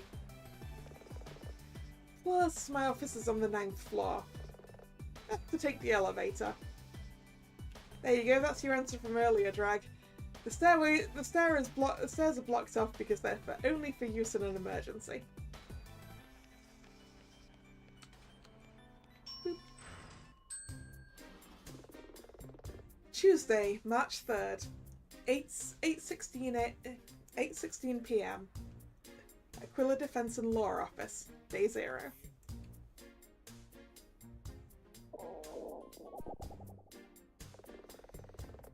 With everything that's happened today, we completely skipped lunch.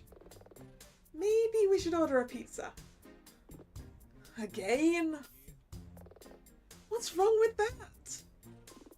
It's just... we've had a lot of takeouts lately. They're not cheap. Let me at least take a look in the fridge first. Fine.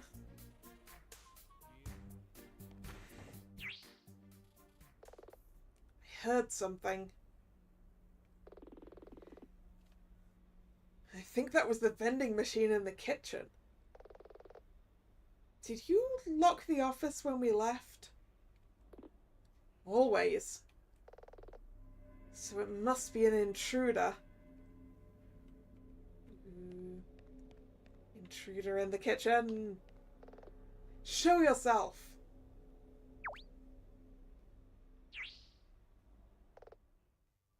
Found ya.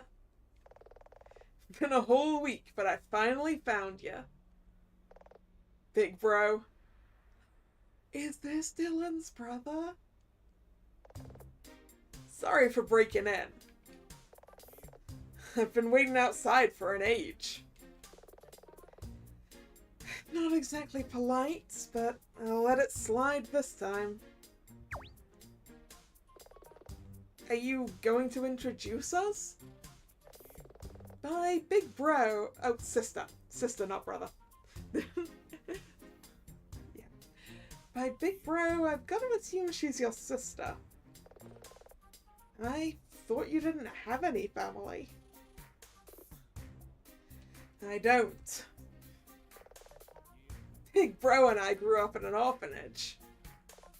Then we... Atalanta, that's enough. That is the second time we've heard the name Atalanta this week.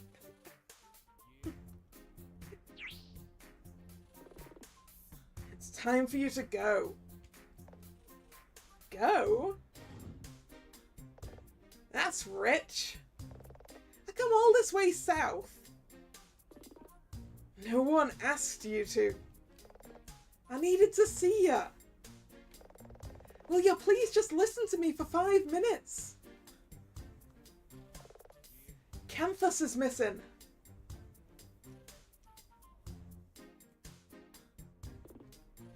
And I'm sure. And Peleus and Teleus. And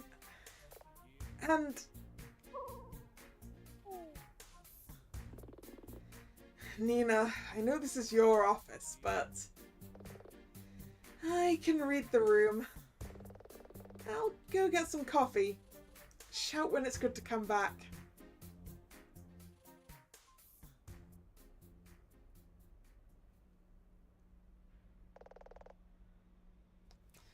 I was worried about you, big bro.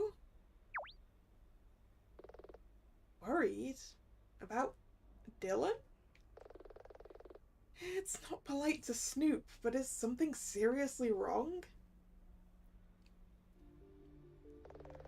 Back in November, there was talks of explosions out in the wastes.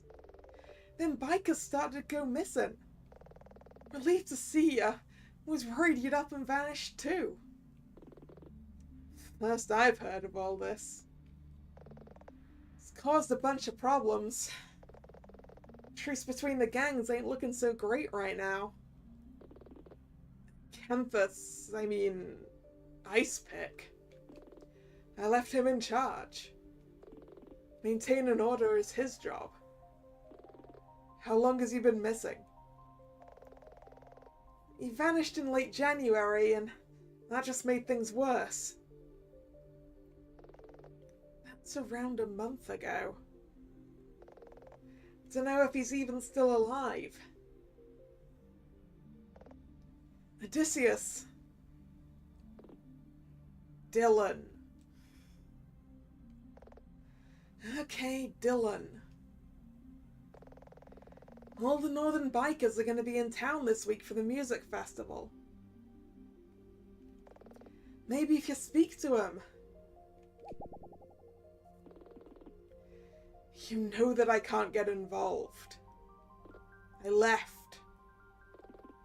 I did it for Terry. And for myself. He must have been pretty desperate to try and track me down. I'm pregnant. What? For real? Mm-hmm. A month and a half along. How do you... You rode all the way here knowing that? Canthus is the father. Does he know? Of course. Guess you'd say we've been trying. He was so stoked when he heard the news. Dylan, it ain't like him to vanish like this. Still, suddenly this all swings into focus. So, will you help?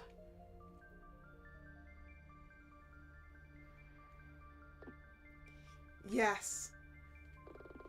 I won't try to reclaim my position, that's off the table. But Canthus used to visit Fledge City sometimes. I can put you in touch with the places he used to hang out. Maybe someone's seen him. Thanks. Oh, Dylan. Knew I could count on you. Where are you staying? At the festival grounds? No, I got a cheap hotel. I'll walk you out. No need. It's only across the street. Can we meet up tomorrow?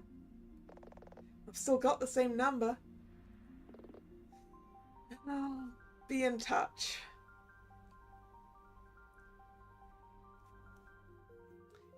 Yes, a case on top of a case indeed, Drag. Missing bikers.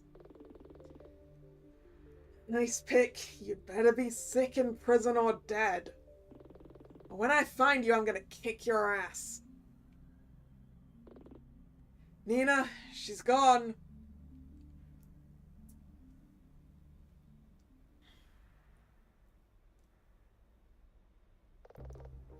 You want to talk about it?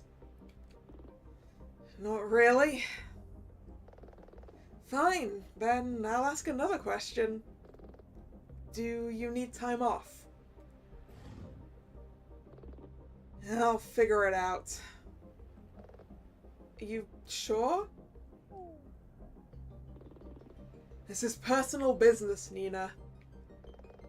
Okay, well, I'm still your employer. We need to go meet Milia tomorrow. Is this going to be a problem? Oh, come off it. Since when did you put us in front of yourself?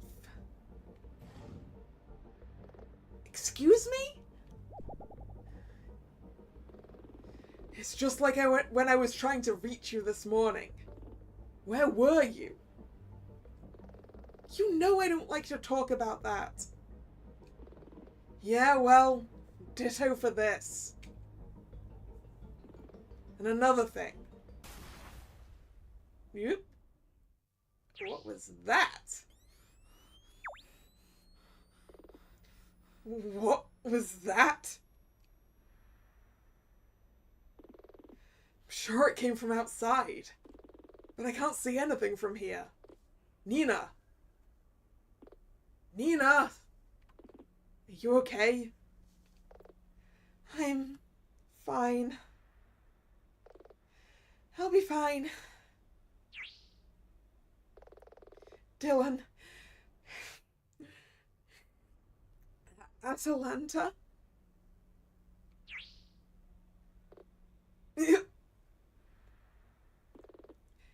Nina, stay safe, okay? Go! Dylan Merlo has left your party. Guess he needs to find out what on earth just happened.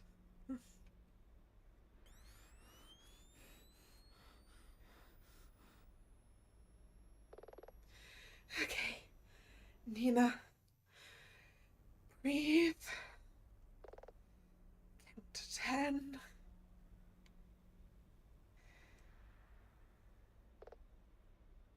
Dylan? He went after Atalanta. I've got to go check he's okay. We need to find out what just happened. Was it an explosion? Nina got into some kind of accident when she was young. Seems to have involved an explosion.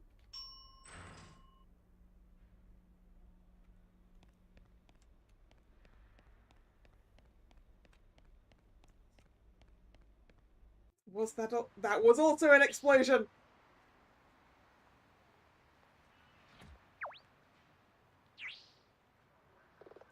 Dylan, wait!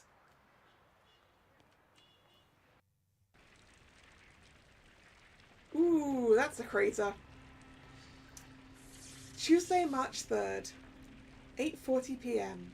Fledge City, 9th Street, Day 0. Actually, before I get into this, I need another drink. I will be right back.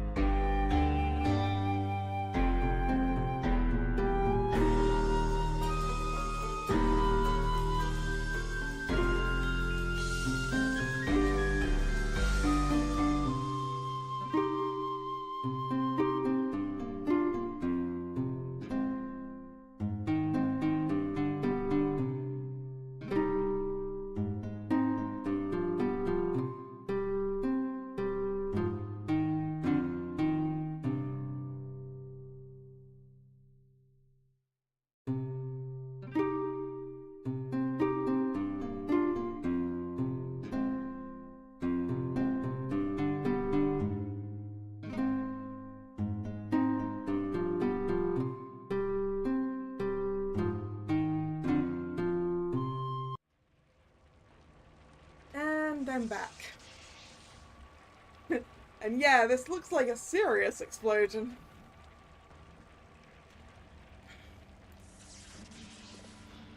Dylan?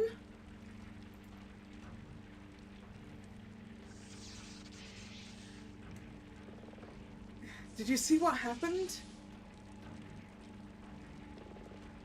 Not the exact instant, but I was only seconds behind. What was it? It has to have been a missile. A missile?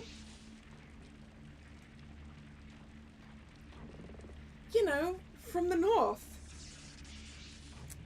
Ah, yes. From the war. This weren't no missile, child. Mrs. Holloway. I saw a biker girl standing there just before the boom. Uh-oh. Bright green flash, and then she was gone.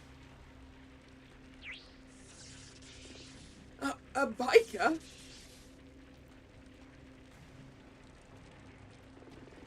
Mrs. Holloway, I need you to tell me what she looked like. She was dressed like you, Sonny. Same style goggles.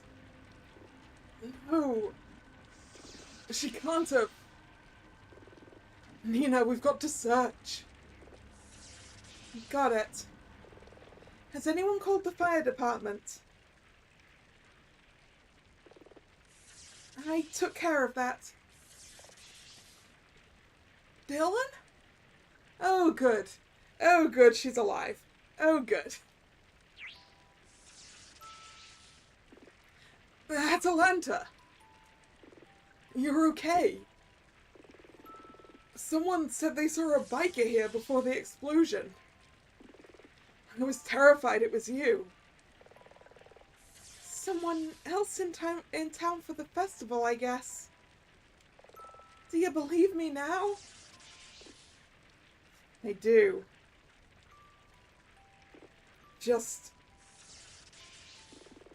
I'm sorry I didn't right away.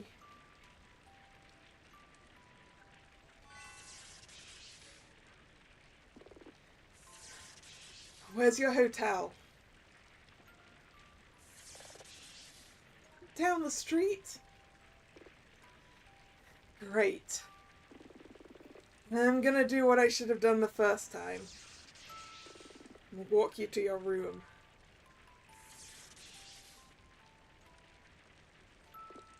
Nina? I'll be back later.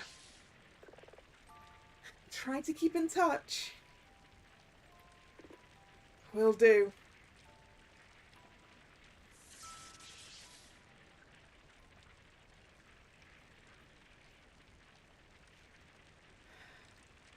So, what happened here?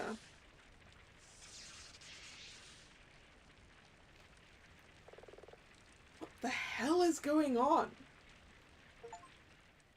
Oop. Day 0 complete.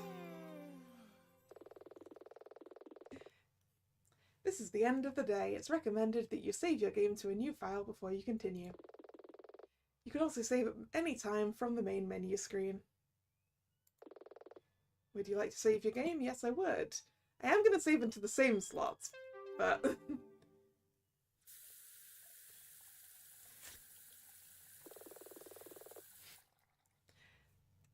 Wednesday, March 4th, 6:15 AM. Aquila Defense and Law Officers. Day 1. Seriously? It's so early.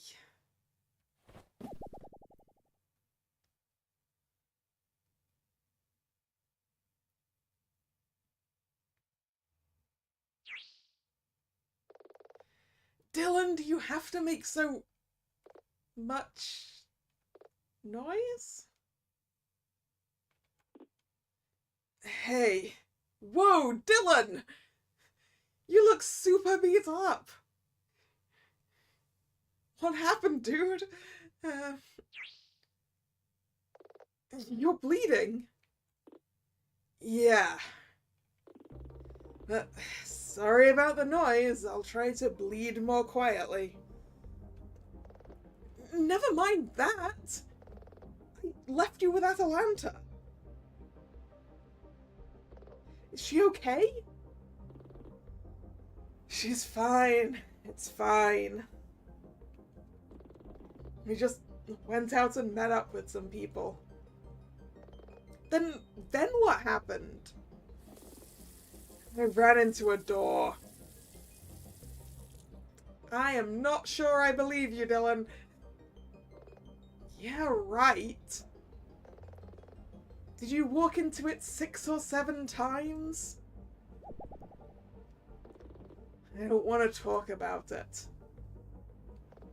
Dylan! I said I don't want to. Fine. Maybe you don't want to tell me what happened. But is this gonna be a problem? I'm not sure what it has to do with you. At this point, you practically live here. Was it a pointy door with spikes on? Yeah. If we're gonna keep working together, I need to know. You can't deal with the sound of explosions. What? I noticed yesterday. The explosion went off outside and it shook the office. You froze up. Well, I mean, a lot of people flinch when they hear an explosion. I didn't say flinch, I said froze. And? Is that gonna be a problem? That's personal! Well, so is this.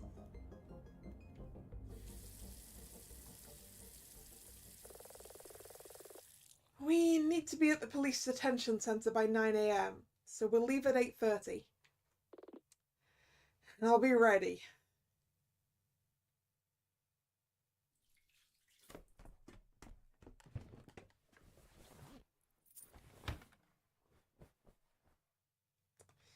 Washed and ready to go. You good, Dylan? Oh, he's bandaged up now. You ready to head to the police detention centre? Yeah, I am. Let's go. Dylan Merlo has joined your party.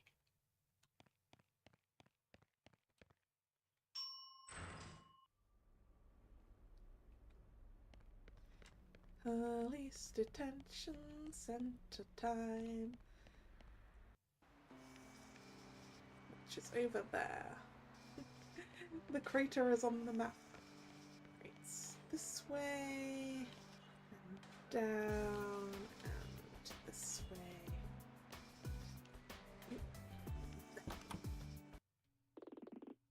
But you've got to work with me.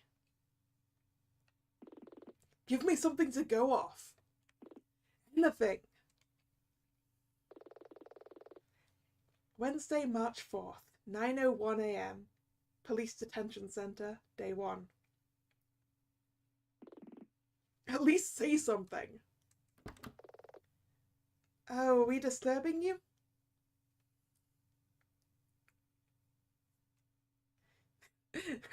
The crater looks kind of like the base crust of a pie. Yeah, I guess it's that sort of shape, huh?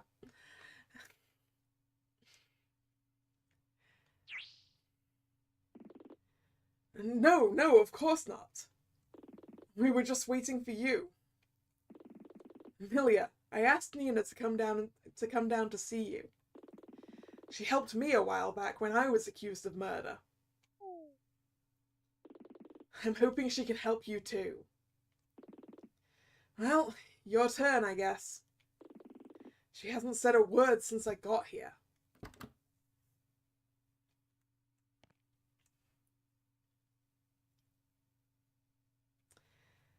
Milia Norden, isn't it?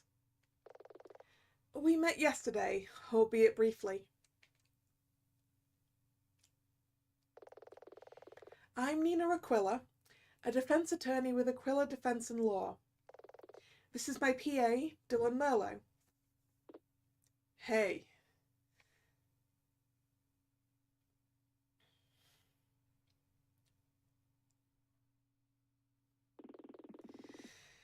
This is just a rerun of what was going on before you got here. I thought maybe... Hank? Yeah? Shh. Just for now. Press harder.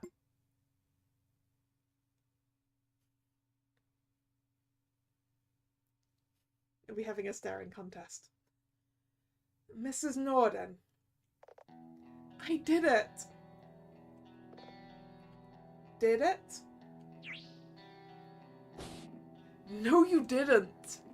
Seriously, Milia, what's with you? Hank, for real, man. You can't seriously expect me to just sit here. Do you want to be in the room when we do this, or not? None of this makes any sense. Let Nina do her thing. How did you do it? What? It's a simple question, Mrs. Norden. Or Milia, if you prefer. You say you did it.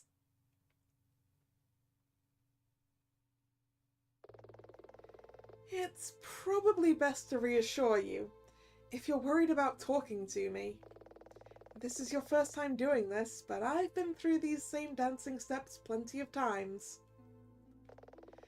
And I can tell when someone knows more than they're willing to say. Let me finish. You haven't officially asked for my help, yet. But from this moment, I still consider you as protected by client attorney privilege. Anything you tell me would be kept in the strictest of confidence. Then, you should know that I intend to plead guilty. Milia, that doesn't stop you needing an attorney. Even if I'm guilty? Especially if you're guilty. Even if I can't explain what happened? You really have no idea what happened? Excuse me if this seems confrontational, but I find that hard to accept. You were there. I can't tell you anything you don't already know. You're gonna have to do better than that. Yesterday was meant to be a normal day of filming, yet somehow Janice was incinerated. Nina! Show a little tact. A person has died, Hank. I appreciate events are still raw, but the court will want an explanation. Can't you just leave? I didn't ask for a lawyer. I won't drag others down with me. Okay, it seems like locking horns wasn't the way to go. Maybe it's time to try something else. You say you won't drag others down, but is that really true? I'm not sure what you mean. Milia, are you familiar with a TV show called 7 Stars Soldier Maiden? I am. Hank and I reviewed a bunch of different magical girl shows while we were writing Valkyrie. Is the bottom option always the right option? This is a list of questions. If we asked the ones that we'd already... The ones further up are the ones we've already asked, Strag.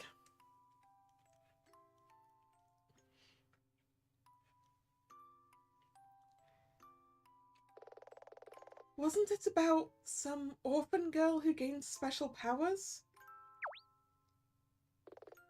That's the one. It was on TV back when I was a kid. Some kids don't have much while they're growing up. Sometimes heroes on TV are all they have. Like it or not, there's an entire generation of kids who look up to Valkyrie Freya. That's just TV. You're wrong. The fact that those kids fire up the latest episode each week says something about her and about you. She's real to them, as real as the woman sitting across from me behind a pane of glass. Well, Drag, I mean, in Ace Attorney you could ask the same questions multiple times and get the same responses. When you're talking to people in the investigation, right? I mean, sometimes some of them get replaced with different questions because there's a limited amount of space on the screen.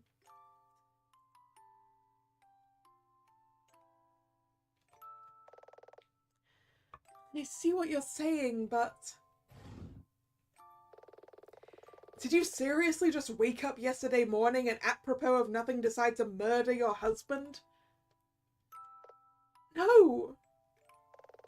It wasn't like that. And regardless of what you think or whatever has happened, you're not a murderer. You can't murder someone by accident or unintentionally. Yep. That is, in fact, not murder. You may still be culpable for your husband's death. That remains to be seen. Or you may truly be innocent. If you don't stand up in court and at least try to state your case, or let me do it for you, then all these possibilities will remain just that, possibilities. You'll spend the rest of your life in a prison cell. And no child wants to see their hero locked up in the dark.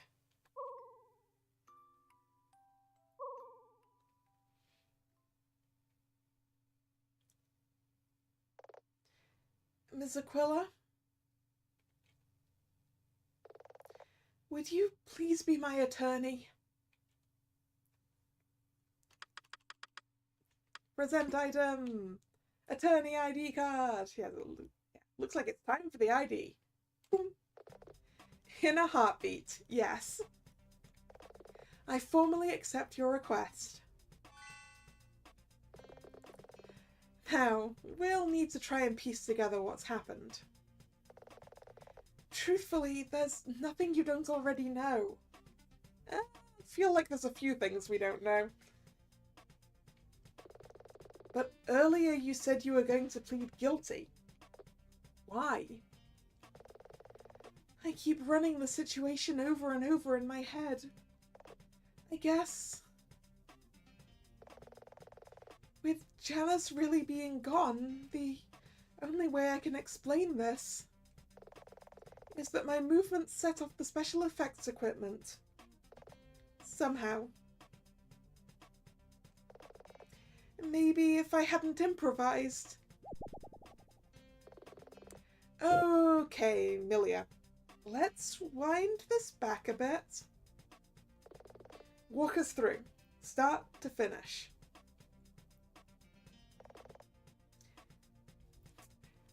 Hello, Shama. I'm doing fine. How are you? I got up in the morning. Milia, the studio was pretty busy. I saw you, others saw you. Hank's right. You can probably skip to the actual incident. In that case, I remember that I was trying to get a feel for the scene. But while we were starting, I felt nervous? Nauseous. Something wasn't right. So you started to improv just like that? That's actually not so out of character, Nina. Our filming regimen has always been pretty chaotic. That seems odd. I ran with the scene and hoped Janice would get on board. And the costume change? Well, Milia has always come to stage primed for a switch. It's part of her method. I see. But then it happened so quickly. There was a flash, fire, and everything was dark. And when the lights came back up, Janice was gone. Do you really not remember? Or are you making stuff up because you need to lie about the fact you're an actual magical girl? Because it could be either of those things.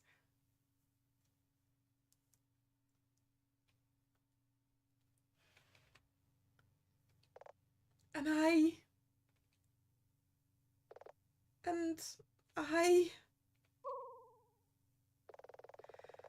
just can't shake the idea that I'm somehow responsible.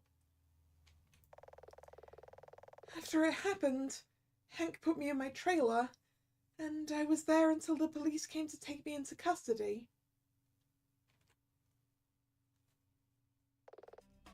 That's everything? I think so. Her distress does seem genuine.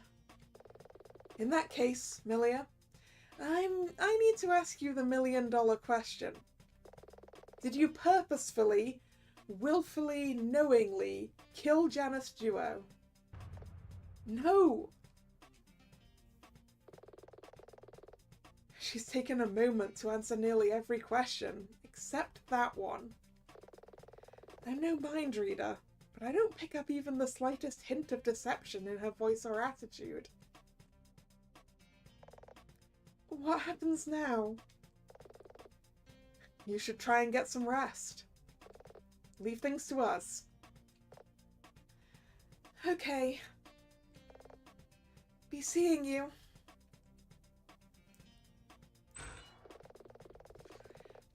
Meanwhile, we'll need to do our own investigation to try and piece together what happened. Nina, do you want to start right away? Definitely. Then come to the studio. Meet me at my office. And thanks. Don't mention it.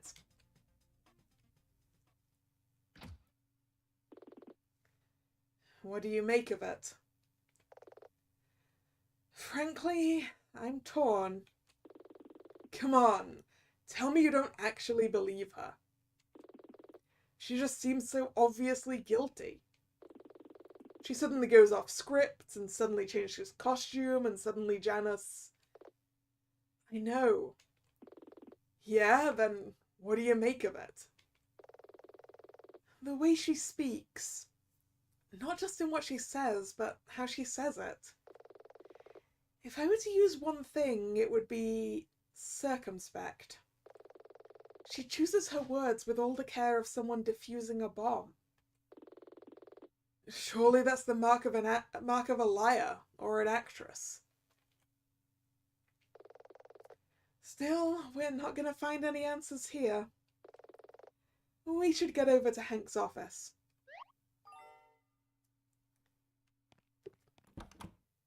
To Hank's office, which means going back. Oop. Accidentally trying to enter the sushi place. No time for sushi, at least not right now. Well, if there isn't time for sushi... Hey, Nina. Yeah? I've been up half the night. I need to go grab some more coffee. Can I meet you a bit later? Okay. Just remember, we're on the job today. Try not to be gone too long, okay? Got it.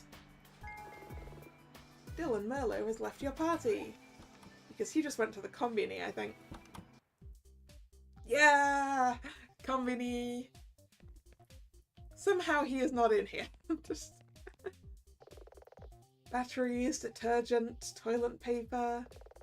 Just typical convenience store stuff.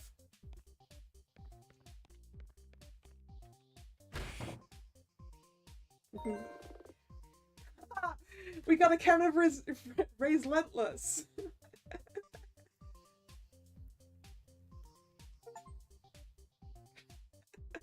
Well, that was an achievement. Are there cracks in the wall and floor? Yes.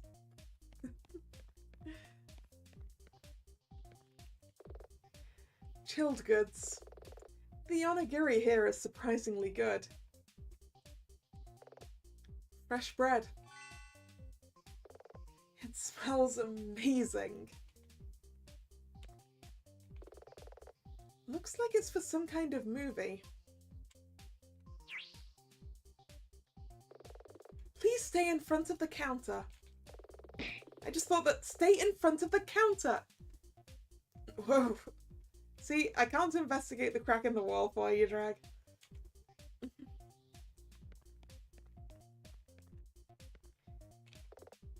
It's an ATM. I've got better things to do than be reminded of all the money I don't have. I'm not thirsty.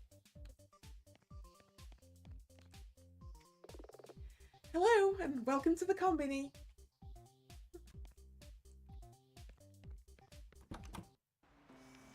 Yeah, combini. Ooh.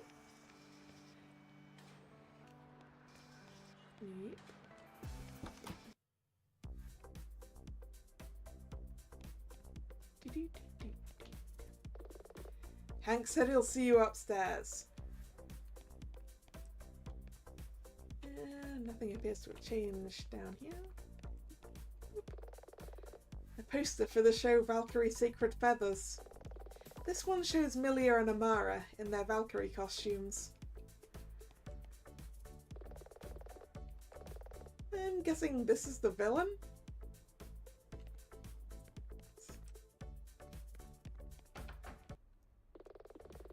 Wednesday, March 4th, 10:15 AM. Hank's office, day 1. Oh, Ray's Lentless is, well, obviously a pun on Relentless, the energy drink.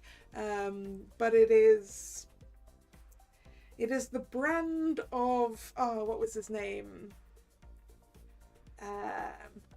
He was in the 2nd episode.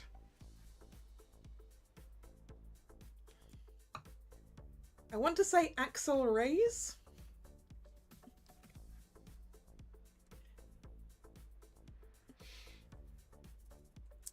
Could be a little bit off there. But it was a thing in a previous episode.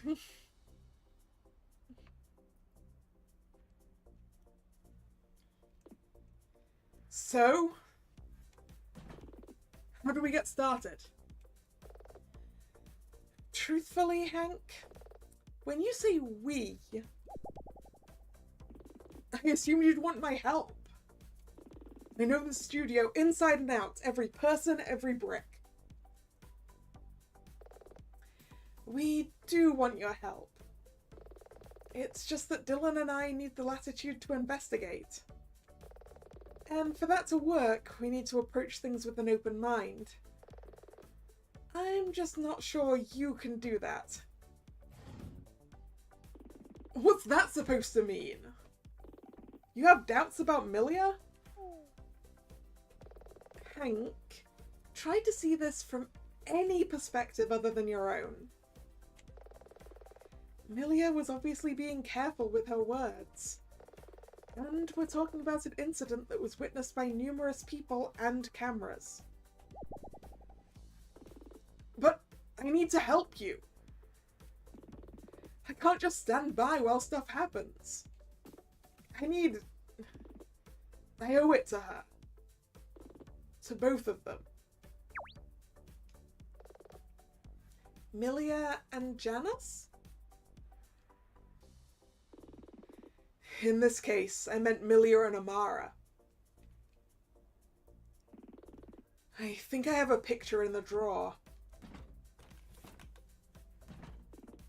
Take a look.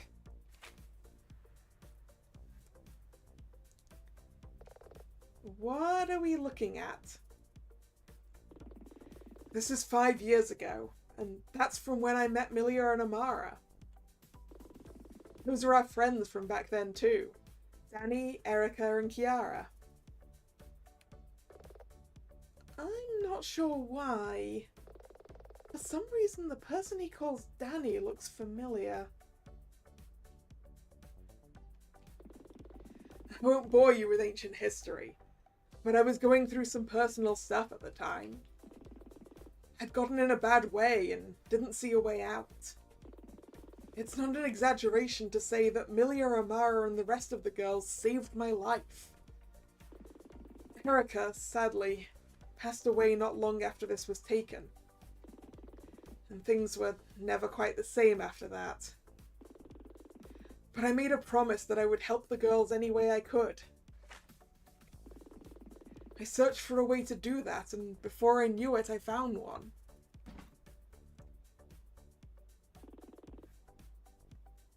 Nina, can you come and look at this?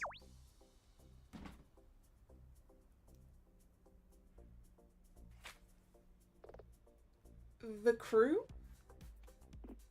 Yep. That's everyone. People called them my flirty dozen. 13 of us. That's me, and the 12 people I pulled together to found and run this studio. I'm pretty sure Maxie came up with that name.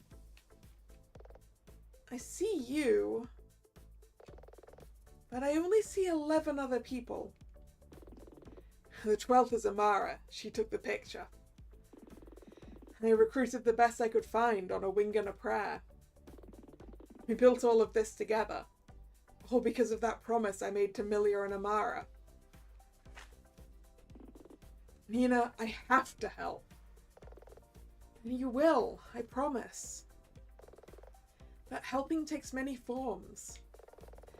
And right now, you can best help by being there when I need you. Can you do that? Sure. In that case, what do you think happened? I only have one theory. Industrial accident. How does that scan? Well, the soundstage below is equipped with some of the most powerful visual effects equipment available. We have the sort of pyrotechnics you can normally only get at big live concert venues.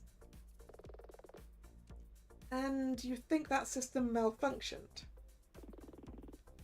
I just can't conceive any other possibility.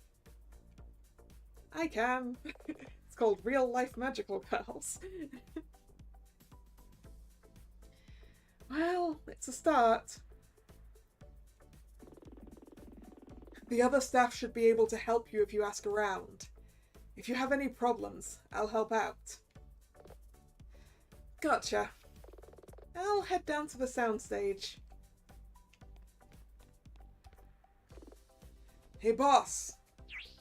Ah, caffeinated and ready, are we, Dylan?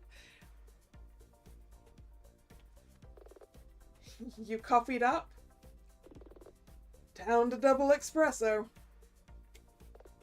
Neat? That can't be good for you. You're the one who lectured me about being on the job. Ooh, 2 shots of espresso. Direct to the stomach. Enjoy that one, Dylan? How much coffee was that?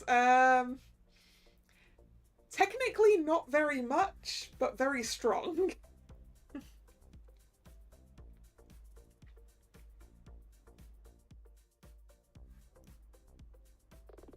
I tried to be back as fast as I could. Well, he's right. So, what now? We investigate the soundstage. Okie dokie. Dylan Merlo has joined your party.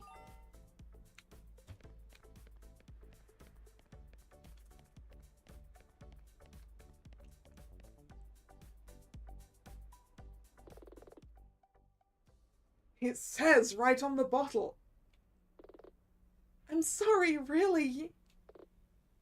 Honestly. You keep doing this. I'm sure I recognize both of those voices. Isn't that Devona and Amara? Yeah, I'd figured out Devona. I hadn't necessarily figured out Amara. Oh, that Amara person sounds like a real bitch. Professionalism, Dylan?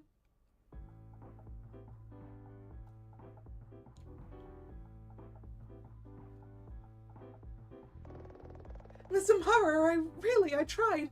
I mean, I looked, but they didn't. I mean, at the store. It's just not good enough. I said very clearly the same type of leave-in conditioner that Milia uses. Not just the same brand. You bought entirely the wrong bottle. I'm sorry, really, I can go to the store again, but they might not have... I haven't been able to wash my hair in days because you can't seem to follow a simple instruction. How can someone with glasses so thick struggle to read a bottle?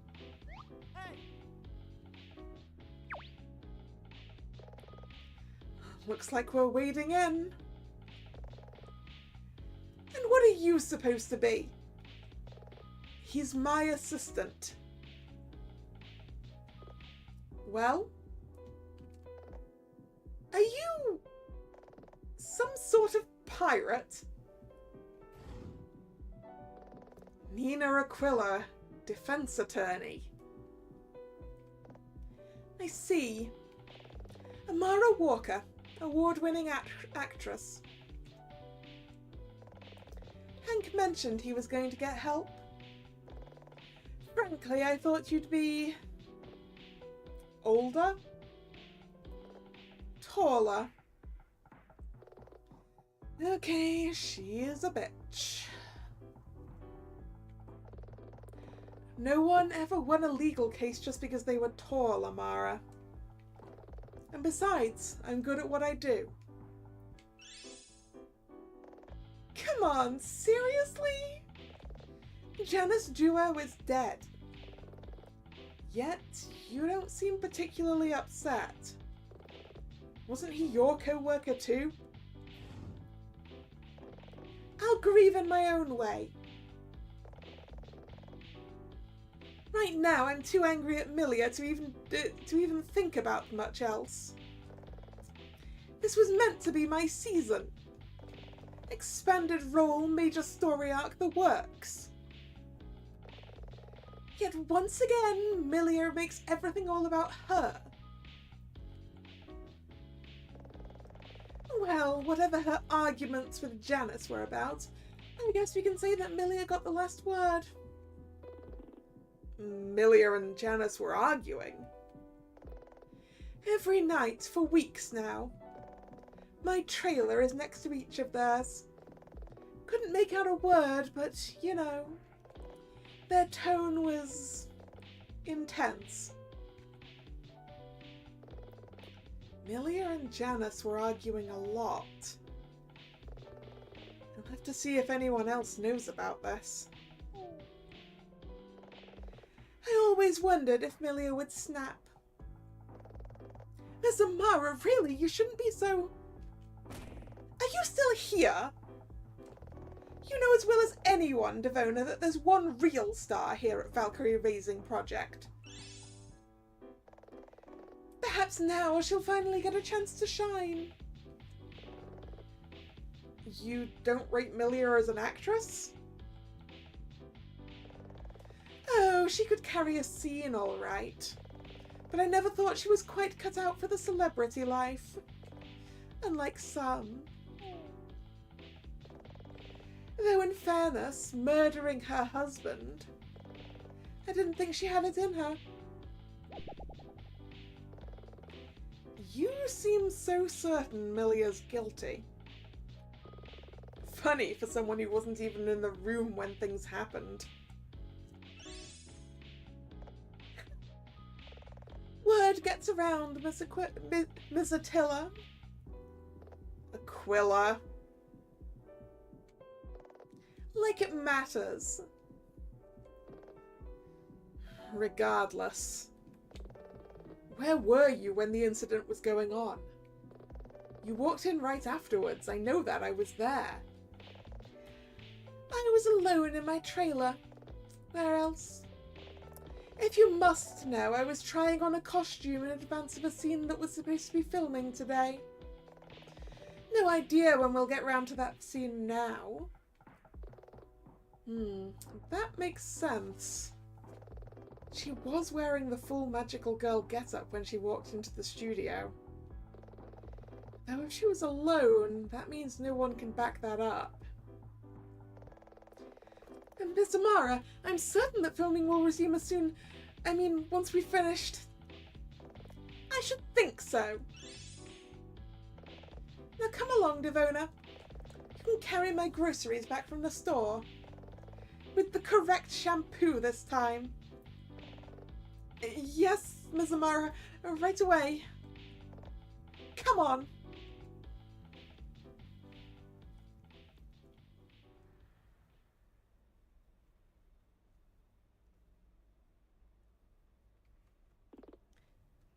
What a pair. Tell me about it. If Devona's acting as her assistant, I'm not impressed by how Amara seems to treat her. What? Never mind. So, you think Amara was involved? No way of knowing at present. But we know that when the incident occurred, most of the staff were on the soundstage. Amara's the exception. Maybe that means something. Maybe it doesn't. But let's get moving. The soundstage is just this way.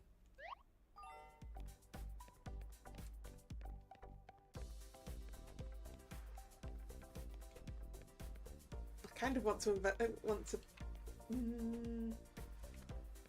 I want to go investigate other things. Let's go into the ladies. Nina. I can't go in there. You want me to wait out here? Oops. It's fine. I don't really need to go in. We can't go into the ladies because Dylan is following us. What's going on here? I wonder where this goes. It's locked. Okay, we can't go in there. I'm sure we'll get a thing if we try and go into the gents as well. Looks like some kind of locker room. Wait. I think this is the men's. There you go. Nina stops herself because it's the men's. It's empty in here.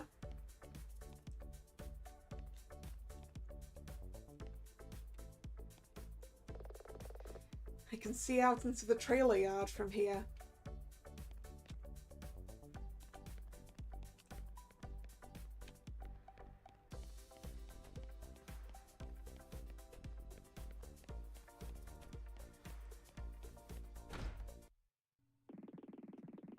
I need to head out shortly, but I'll leave a few uniforms on site. You got what you need? Ah. Hello, Chad. Wednesday, March 4th, 11:30 a.m. Studio, Soundstage, Day 1. I should be good. The usual suspects. Besides, you have bigger things to worry about. Don't let me keep you.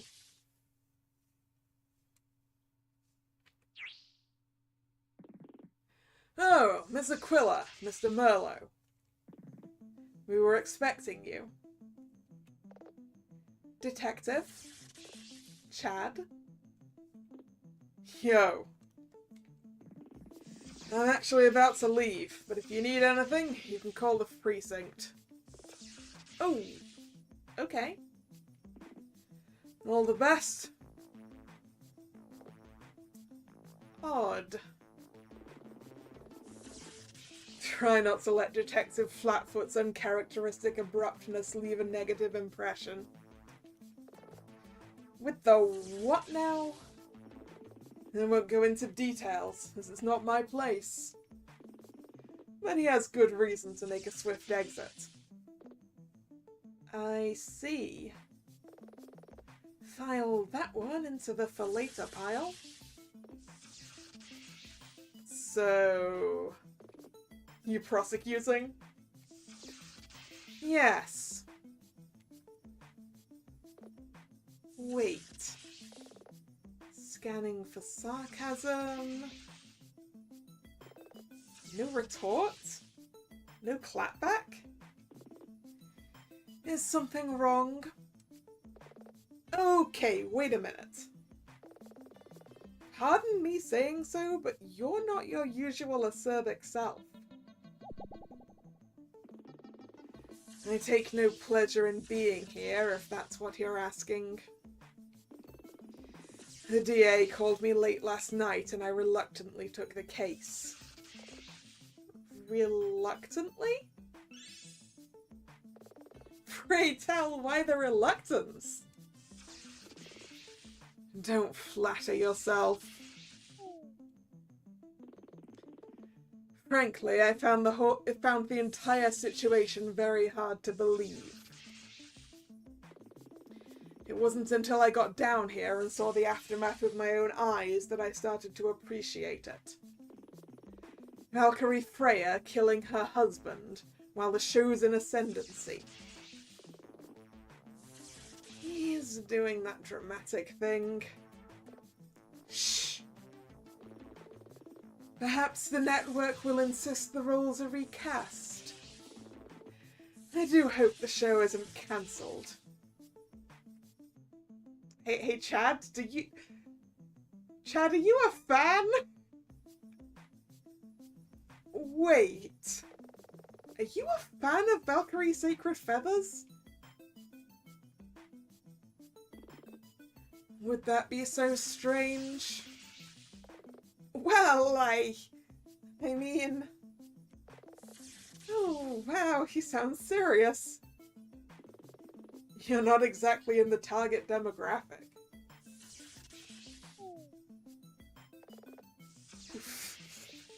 This is awkward.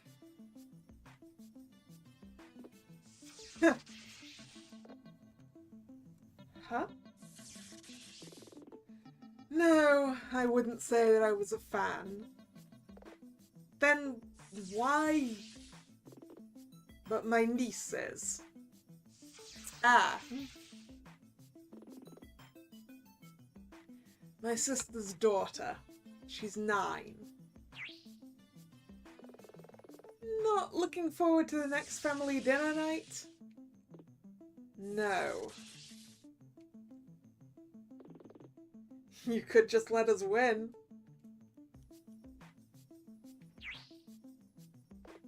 Dylan! How could you suggest such a thing? That's totally inappropriate. Don't yell at me! Chad's the one with the niece who's gonna hate him forever.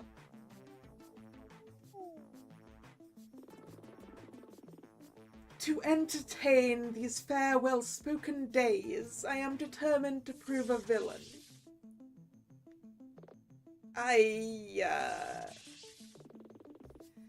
And hate the idle pleasures of these days.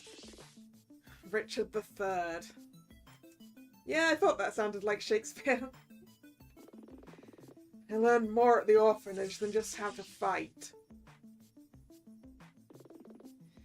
You really are full of surprises. But King Richard was addressing his audience to help justify himself. As am I. If the reasons are just, I will freely play the villain. Like it or not in all of this, the role I play is necessary. However, Aquila, I will say this only once. I cannot relent, so I only ask that you too are relentless. The look on his face. I can tell that this isn't an easy thing for him to ask. I didn't come here to lose, Chad.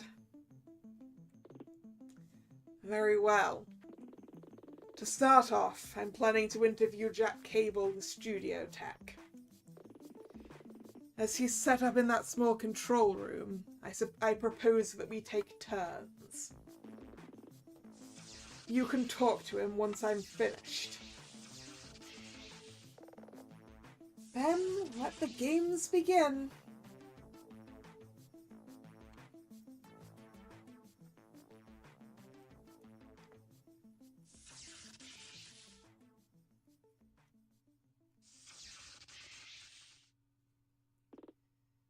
Now what? We get to it. Short of hell freezing over, Chad's gonna follow procedure. He'll attempt to establish means, motive, and opportunity. As usual, we need to find evidence that will help us dispute his case. I guess we start here, the soundstage. Time to get nosy.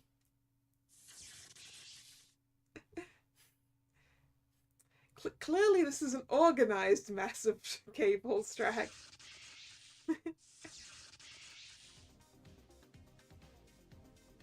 Okay.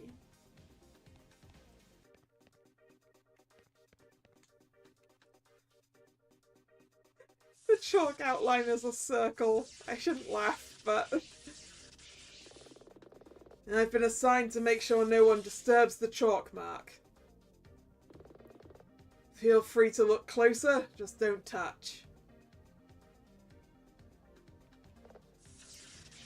Got it.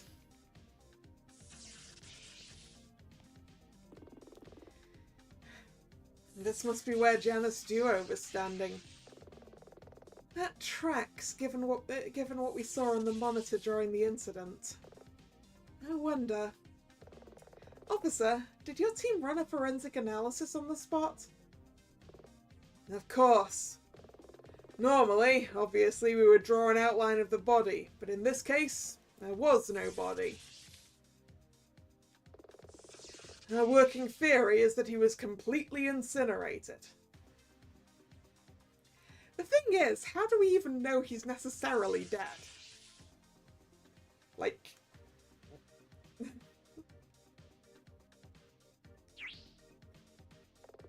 Are you serious? Quite serious. Even so, you're suggesting Janus Duo was instantly, completely, fully annihilated? I appreciate that it seems hard to believe. Hard to believe? There's an understatement. Wait. Did you really arrest my client on the basis of this theory? Not just that. There was another person injured, a Maxi Rouge.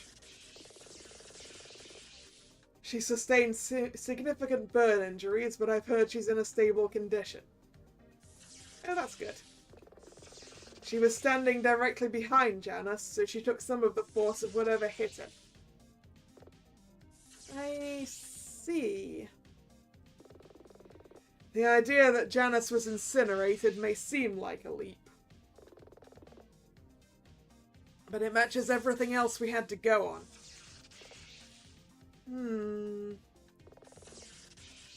I hate to say it, but he's right.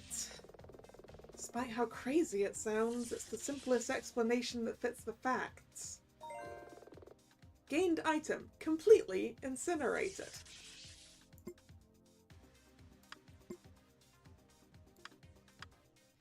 Evidence suggests that Janice Duo was completely incinerated instantly. Yeah, that's got to be a serious fireball if it incinerated one person and then continued on to burn someone behind them.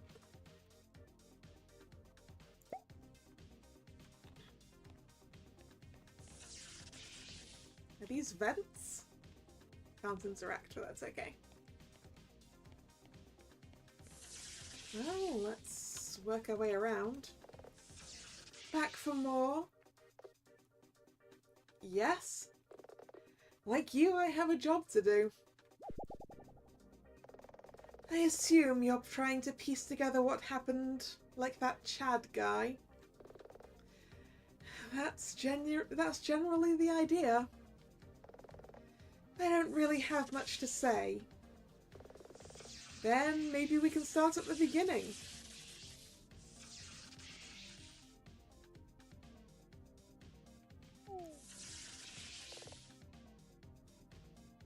I mean, some of the equipment seems to be a little bit busted. Okay, shoot. Where were you standing when the incident occurred? Here. And I was looking in this direction. What were you doing? I am the lighting technician. Mainly, I was watching carefully to see if we had any lighting issues. And when the scene started filming, I was still just standing here. Next I knew, it was so fast. I understand things happened quickly, but if we could rewind a bit? They started filming the scene, then... Well, Milia went off the rails, and pretty quick if you ask me. Off the rails? She started to improv lines. Hank told us that's not unusual. Maybe, but right at the start of a shoot? And next? That's the difficult part. Why, I don't really have much to tell you. Go on. Milia shouted, and then came the flash. Flash? When Milia shouted, there was a sudden flash of light. It was dazzling. No matter how much I blinked or rubbed my eyes, I couldn't see a thing. Not even my hand in front of my face. It affected everyone as far as I know. Everyone who was in this room, because it didn't get us in the monitoring room, right? Gained item. Dazzled. I see. It didn't clear up until around the time that we saw Maxie was injured. I think you were nearby by that point, so you know the rest? That's right. That's everything I've got. Just one more thing, if you don't mind. Yes? What do you think happened? I'd prefer not to speculate. Sorry, just you work here and you're much more familiar with how this place works than Dylan and I. We use a lot of pyro effects as part of the show. But I suggest you talk to Cat Wheel for that. Cat Wheel? I thought we met everyone yesterday, but I don't remember that name. She's been on vacation, but she just came back today. I actually saw her over by the VFX equipment earlier. She must have just stepped out for a bit. Okay, great. We'll watch out for her. Thanks for the help. Watch out for the cables. Yeah, we've been watching out. We haven't tripped on any cables yet. A minor, E flat. Mr. Reed, bass Reed. Just a sec. Oh, Aquila, wasn't it? That's right, Nina Aquila, and this is my assistant, Dylan Merlo. Hey. Hank mentioned he'd hired you to defend Milia in court. Not a job that I envy. Why do you say that? Gonna be honest with you, I don't claim to fully know what went down. There was a ton of people in the room and a camera feed. I knew Milia and Janice were going through some stuff, but I had no idea it was going to end up like this. Stuff? What? You suggested Milia and Janice were having problems. What did that mean? Well, you can never really know what goes on between two people. But lately, Milia and Janice have been having a bunch of arguments. Recently? Just for the last couple of weeks. A few people have commented on hearing them in each other's trailers. What were the arguments about? Dunno. I'm sure you want to defend their privacy, Mr. Reed, but as an audio tech, you probably have exceptional hearing. I said I don't know. Are you certain? The walls of those trailers are surprisingly soundproof. Walk by and you might hear some people talking loudly within, but you'd have to stand ear up to the bodywork to actually hear what they're talking about. I doubt anyone in the studio is quite that nosy. Shame. Still, that's another person who mentioned arguments between Milia and Janice in their trailers. That doesn't help our case. Bass, you said you didn't have all the answers, right? About the incident? That was the next thing I wanted to ask. Can you tell us what you saw? Not very much. They started rolling, and before I even got my bearings, flash. Flash? That's right. A flash of light as bright as a bolt of lightning.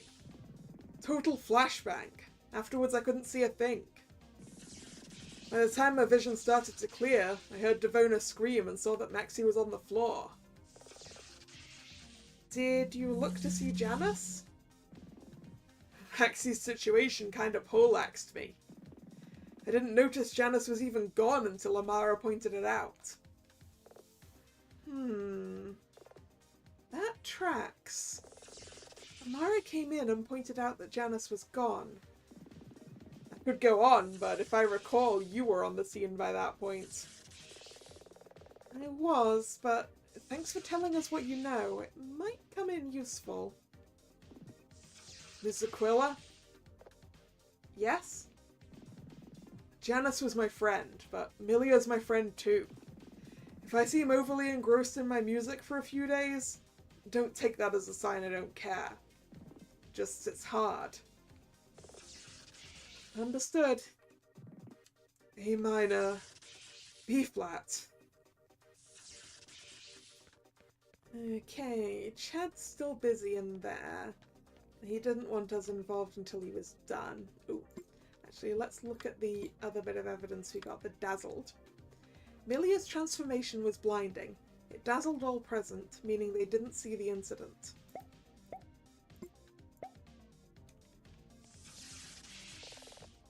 Here to investigate, huh? That's right. Well, keep your distance from that camera. That equipment is pretty high voltage. Isn't it dangerous? Not as long as you keep your distance. Of course, someone has to keep an eye on things to be sure no one, I don't know, licks it. Not exactly what my years at film school were for. But someone's got to do it. Surprised you didn't just shut off the power.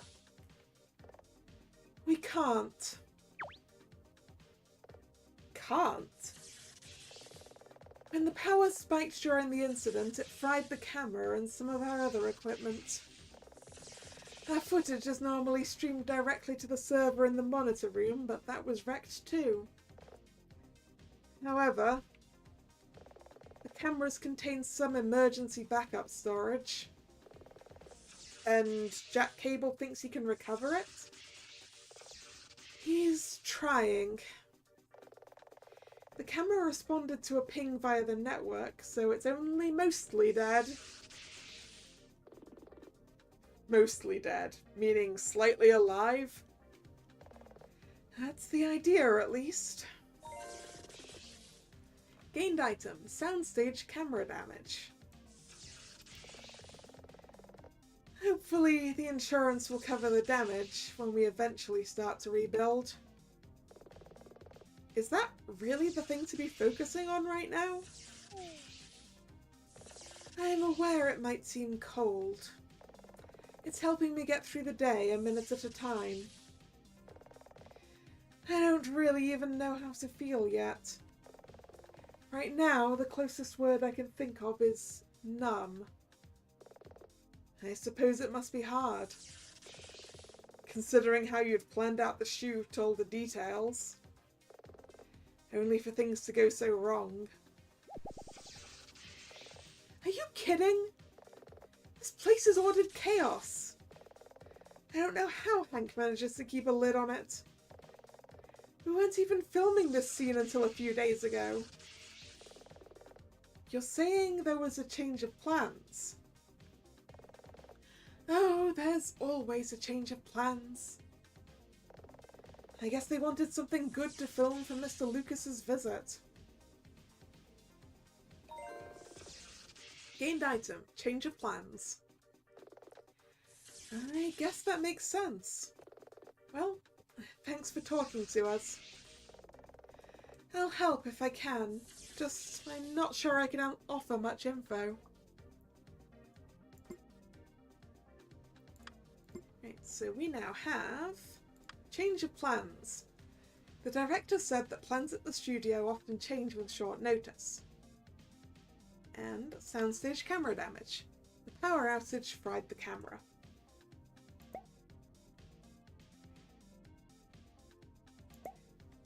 Can I go touch it? I want to go touch it. Hey! That camera's fried. Don't touch it. Come talk to me if you need to know more about it. I'm not allowed to touch the camera.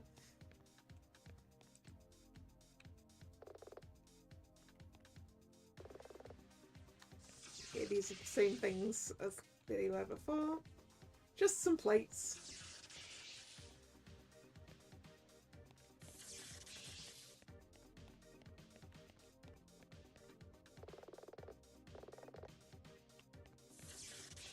Let's go out to the trailer yard then. Looks like this goes outside. Maybe we should stick around for now? Okay, there's something else we still need to do in here then.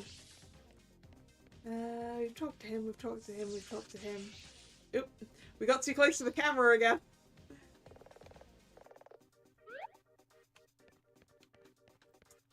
Hey Chad, are you done? Can you let us through?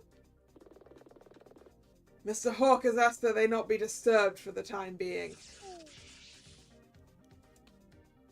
Okay, not there. We've talked to you, we've talked to you, we've talked to you.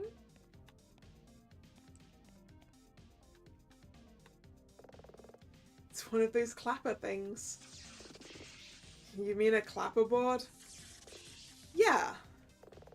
I always wondered if they were a real thing. Guess they are. If I recall correctly, those things are for syncing sound and video, right? Because they're recorded on different systems.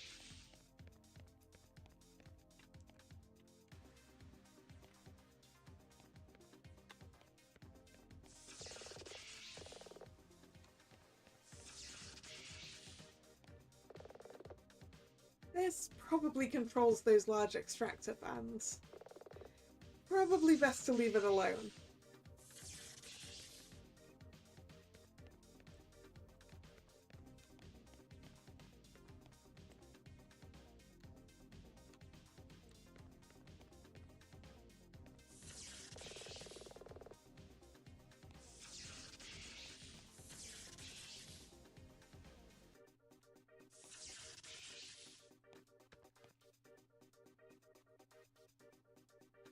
They can also be used as a way for the editors to know what part they're editing. Yeah, probably, because they say, like,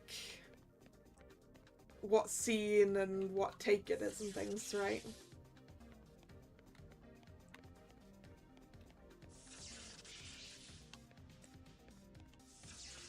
Then.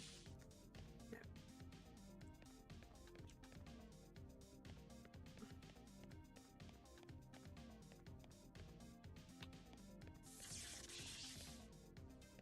So I've checked up there.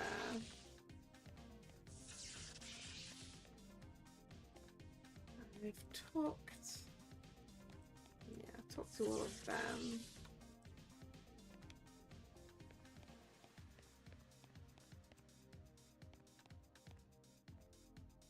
What am I missing?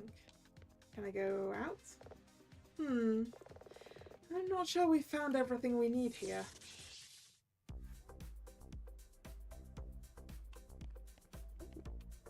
We can leave.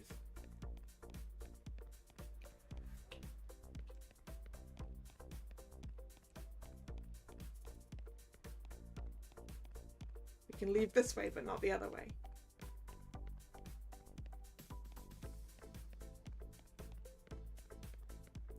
I wonder where the VFX person went. Oh, there's no one in the lobby right now.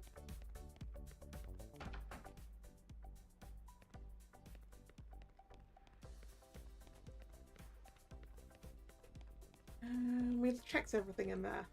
Okay. Let's go back to the soundstage and try and figure out what it is I am missing.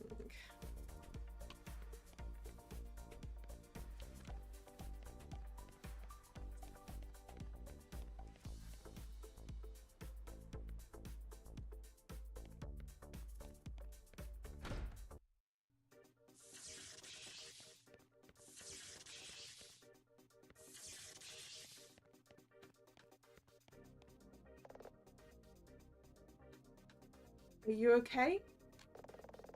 That camera equipment is pretty high voltage. Oh, yeah, we didn't get all that close. We've got a different conversation with her now that we've been near the camera. Okay.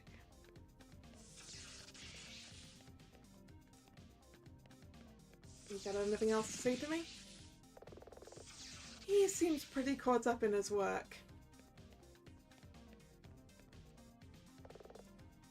Thanks for the help. Watch out for cables.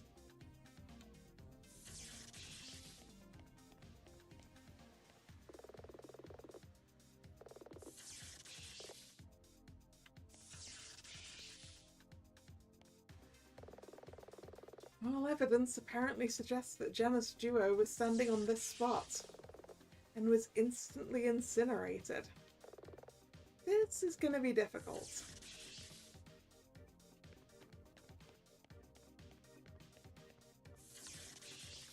Let me in.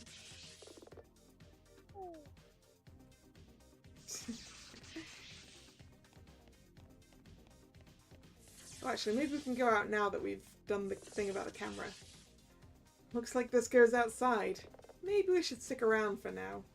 Okay, nope, I am still missing something. A sink. I guess I must clean all the dishes for the craft services table right here. A commercial fridge. Right, we've looked at the fancy water. We've looked at the food. Fruit, food. What am I missing?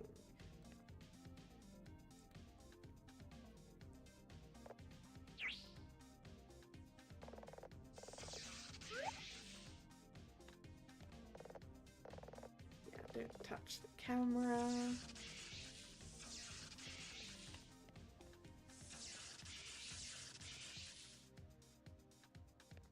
Is there something really obvious in this room that I haven't checked?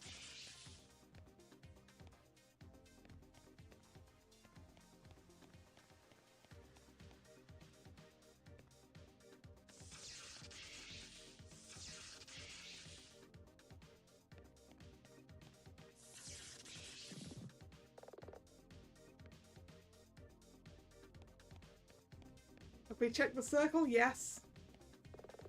Ah, we can check the security camera. Looks like a security camera. Maybe it caught a better view of the incident. There we go. It was the security camera. You're checking out that camera? Have you seen the footage it captured during the incident? Yeah, we spoke to that lady, Lotta Eiffel, in the lobby. As head of security, she has all the feeds. And? It was useless. Camera is set up to monitor both entrances / exits to the room. It never pans far enough to see the soundstage. You can get the raw footage if you want, but we went through it very closely. I guess that would have been too easy.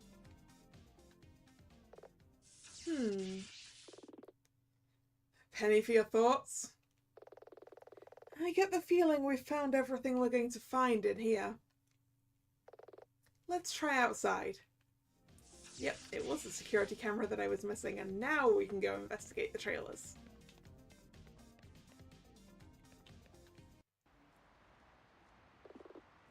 So, what's the plan? I just want to take a look around. You're the boss. Okay, so we've got a gate up here.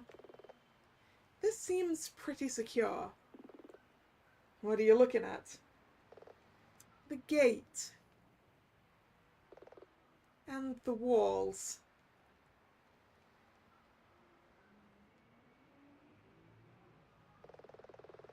The gates seem solid. Plus the gates and the walls are both 15 feet high. You're trying to rule out someone coming in from outside? That's right. The walls don't guarantee that. But no one's getting over those without some forward planning. This place is like a fortress. Why are there cracks and everything? Wear and tear.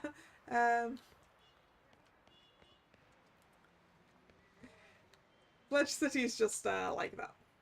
Can we look at the car? No. Oop, security camera? No. Oop, there we go. Another camera.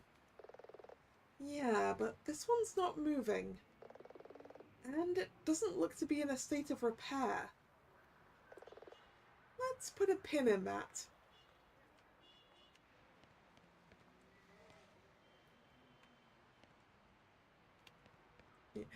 Wave to the security camera, indeed.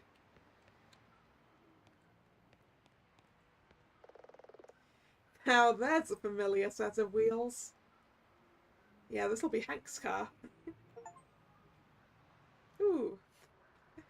We got an achievement for looking at that. This must be the other side of that window in Maxie's salon. Substation? I wonder. Locked. Looks like there's a sign on the right. Maybe that explains what this little building is for. I'm going with substation. Let's see.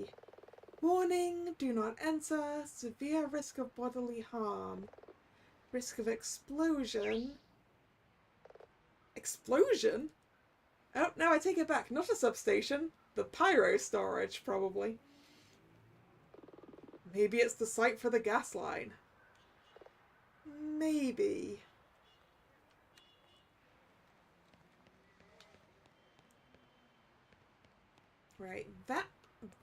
Right, this one...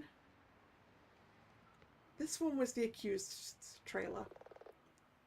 From what we saw after the incident, this is Milia's trailer. Locked. Well, can't investigate that. So this was Janice's trailer, I think. From what we saw after the incident, this is Janice's trailer. Locked. What's with the oil drums? Yeah, not anything we're going to know about. Or the containers. From what we saw after the incident, this is Amara's trailer. Also locked.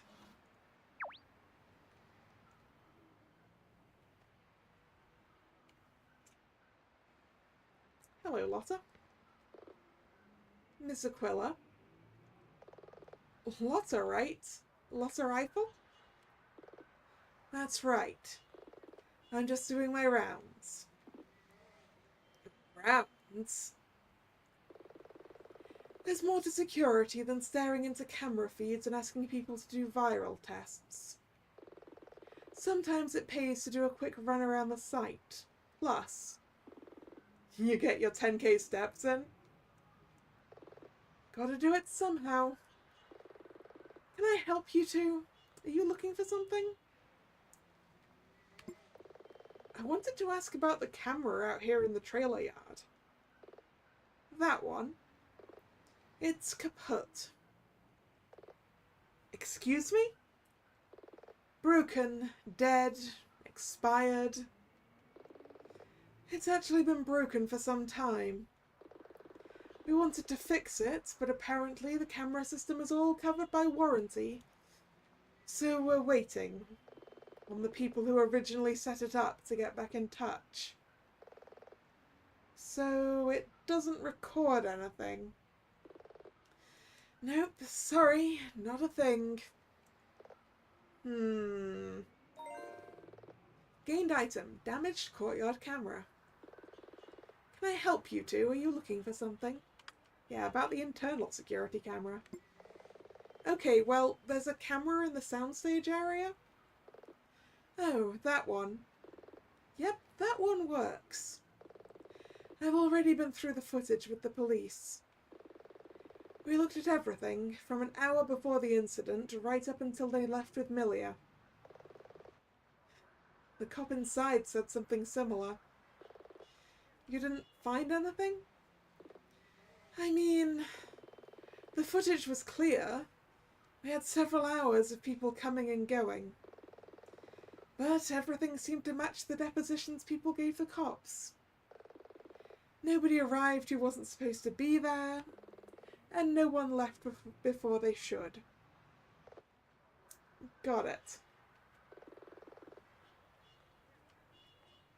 About the trailers. We tried the trailers, but they're all locked. Do you have keys? No. Seriously? Seems like an oversight. Hey! I run a tight ship, Goggle Boy. But then why? The trailers are owned by their occupants. Milia, Amara, and Janice. They rent the footprints, but the trailers are their property. I understand Hank has a set of keys. Maybe he could let us in? I doubt it. The keys are for absolute emergencies. If you've got a concrete reason to go inside, maybe. But in any case, he's off-site right now. Off-site? He had to go for a meeting with our insurer. Probably the first of many.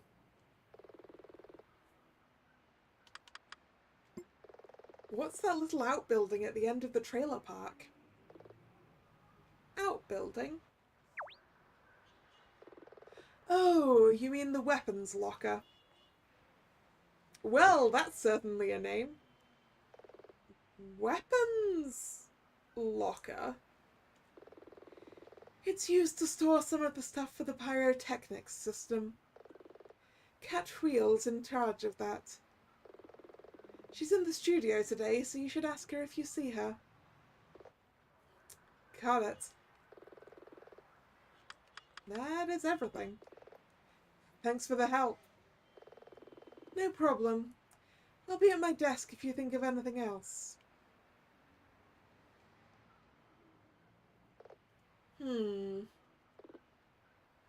What's up? I get the feeling we've found everything we're going to find out here.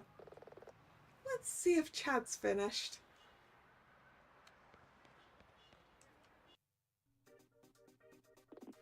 Hey, look! I guess Chad must have wrapped things up. We should go talk to Jack Cable in the control room.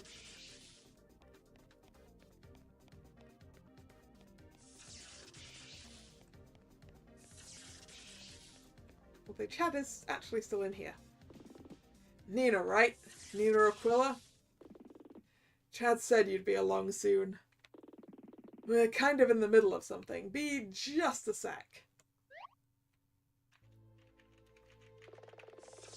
Have you gotten anywhere trying to resurrect this equipment? Things look pretty dire. The file server is totally fried. We've been trying to extract anything from the memory card within the camera. Can't you just rip it out? Even if you're worried about the power, surely a pair of oven gloves. Oven gloves don't seem the right kind of gloves here, Dylan. You're gonna want some rubber gloves so you don't get electrocuted. The card is fused into the slot. We thought we could reach it via the computer network. Ooh. It went ping. Got it. Really?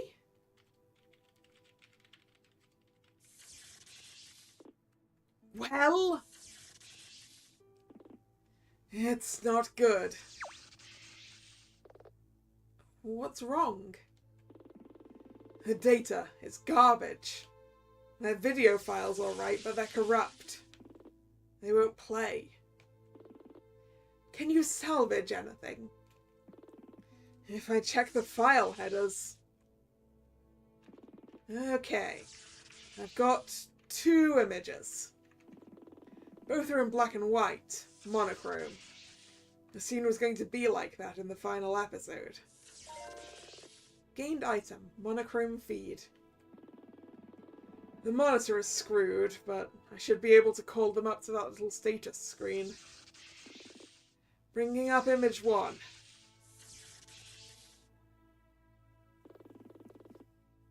That looks like it was taken just before the incident. Gained item, before incident photo. Now bringing up image 2.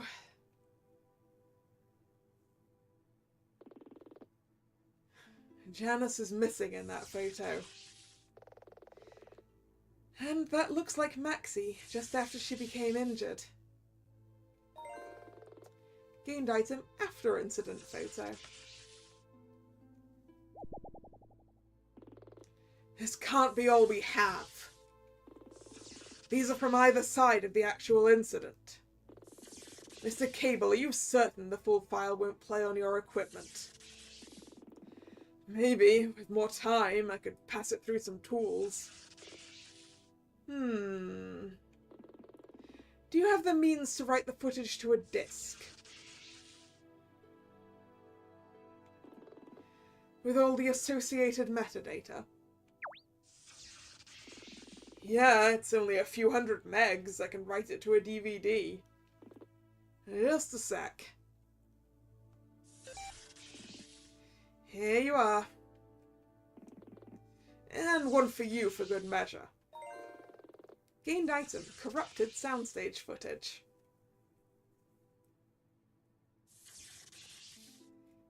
Chad, is this going to the police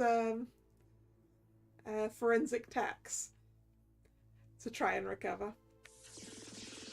What are you planning to do with it? It won't play.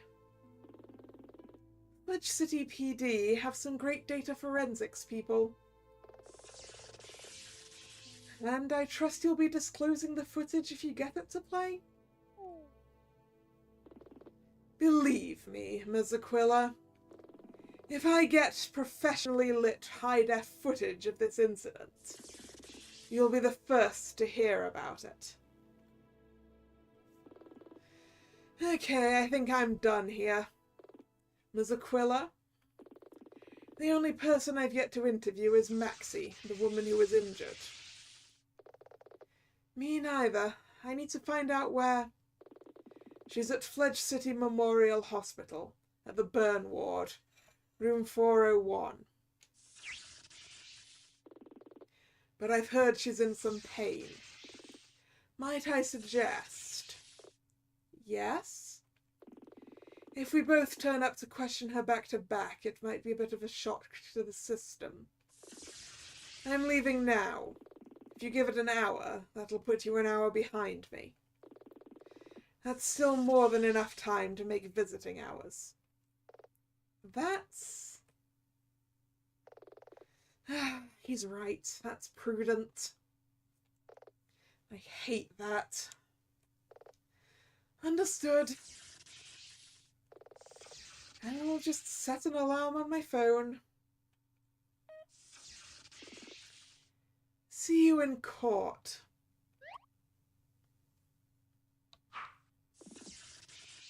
So much for him. You don't like Chad? He shouldn't take it personally. I don't like many people. Do you like us, Mr. Cable? But I liked. Point is, I was friends with Janice and Milia. So collar me when you're ready to talk shop. Yeah, in a sec, once I look at the new evidence we've got. So we have the after incident photo. The before incident photo. The corrupted soundstage footage. Corrupted by a power surge and won't play. And that was it, wasn't it? Yeah, the damaged courtyard camera. It's damaged, it hasn't worked in over a month. And the monochrome feed. The feed of the incident in the control room was black and white, or monochrome. Wait, exit out of the menu, then talk to it. Mr. Cable, hello. It sounds like you're fully aware, but for clarity's sake, I'm going to be acting in defense of Milia Nordin in court tomorrow. Yep, Hank briefed me. Didn't you represent him too a little while back? That's right. So I'm sorry if you're going to have to repeat yourself after talking to Chad. It's okay, this is important.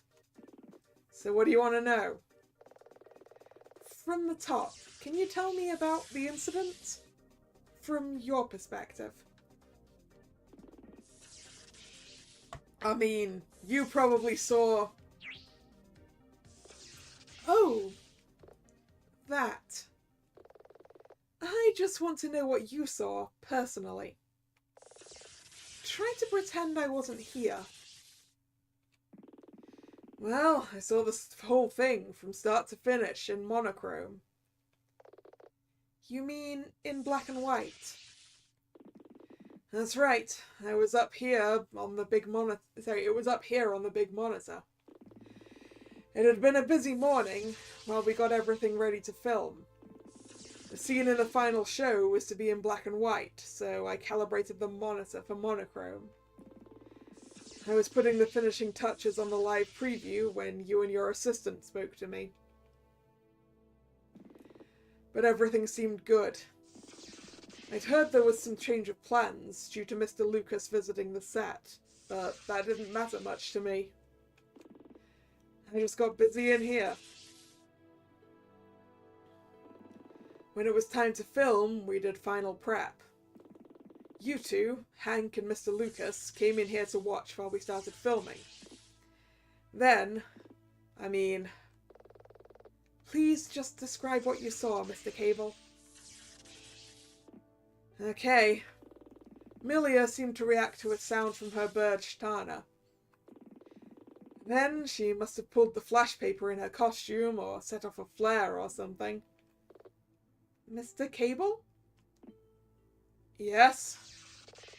I know it's hard, but try not to speculate. We'll come to that later. Just what you saw, please. Fine. Milia performed her on-set transformation sequence and appeared to become her in-show alter ego, Valkyrie Freya. The light was so bright I was worried it might burn out the camera sensor. Fortunately, the camera recovered. For a moment, at least. Just after that, Janus looked disoriented. Then he did the same thing. He performed his costume change sequence, and could be seen on the monitor as some kind of monster. Before I knew what was happening, a burst of orange flames shot forth from Milia and hit Janus. There was a bright flash of light, and it was around that time that the camera finally burned out. Some sort of power surge knocked out the camera, the file server, and my studio monitor. Thanks for the summary. Now, could I ask you to speculate on what might have happened? Not a chance. Really? Sorry, but I've ran the event over and over in my head dozens of times. We weren't meant to be filming any VFX shots on that day. Cat Wheel wasn't even in the building. Some of your colleagues have speculated about a problem with the pyrotechnics system. I don't see how. But then again, what else could have happened? Whoops, I missed the line before that. I accidentally held on to space there. It just seems the only reasonable explanation. Thank you, slightly delayed YouTube preview footage. Gained item, Jack's deposition.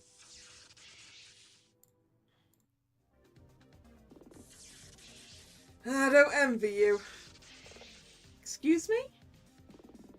This task, trying to defend Milia. It's my job. Regardless, you have my sympathy. Look. I'll do what I can to try and recover this lost footage. Maybe I'll get lucky. If I do, I'll make sure it gets to you. Thanks, Jack. Great. Evidence. So we now have Jack's deposition. Jack saw the entire event in monochrome via the control room monitor.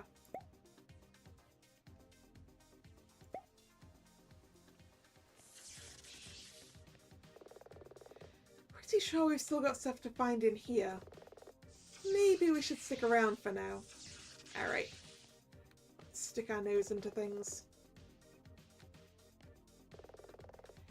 This monitor's clearly a burned out mess. Gained item. Burned out monitor. I'd say it's slightly more than just burned out.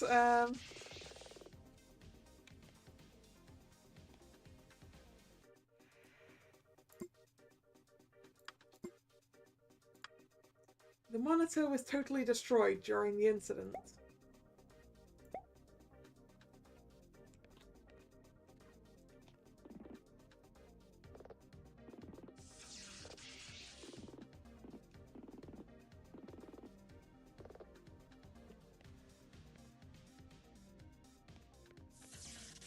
Yeah, that's all of it. So, that was devastating. Your point being? You've got to assume that Hank's gonna tap Jack Cable for court tomorrow. Surely that's bad for us? We've had worse. Really? Nina. Nina! What? Can you not space out while I'm asking you about this stuff? It's clear that this is important to you, even if I've no idea why. But come on, Jack's testimony, what do you think? We've never had a witness who saw the entire incident from start to finish. I feel like it's going to be important that we saw it only in monochrome. It's got to be important somehow. Yeah. It makes no difference. Millia's our client, and I'm going to act as zealous advocate for her case. Right now, anything else is just a distraction.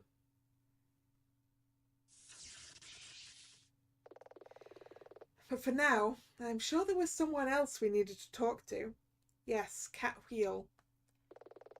They must be around here somewhere. Is she with the VFX equipment again? Yes, she is. Hello, are you Cat Wheel? I'm really quite busy. I'll try not to take up too much of your time. I'm Nina Aquila. And this is my assistant, Dylan Merlo. Hey. Oh, wow. Was your assistant in some kind of fight? On the off chances there are a secret trapdoor in the floor. Maybe. Who knows? You should have seen the other guy. So you are in fact Cat Wheel? Hank said I should expect 2 lawyers and the police. I take it you're the second lawyer? So, Chad got to her first. Chad got to everyone first.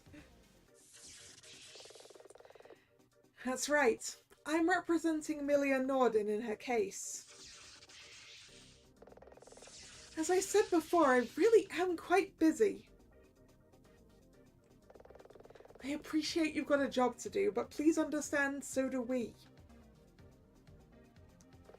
Even so. Look, my role in all this requires that I pursue all avenues of investigation. If we make it quick, it'll be faster to get back to whatever it is you're doing. Fine. Catherine Wheel, at your service. Though most just call me Cat. What do you do?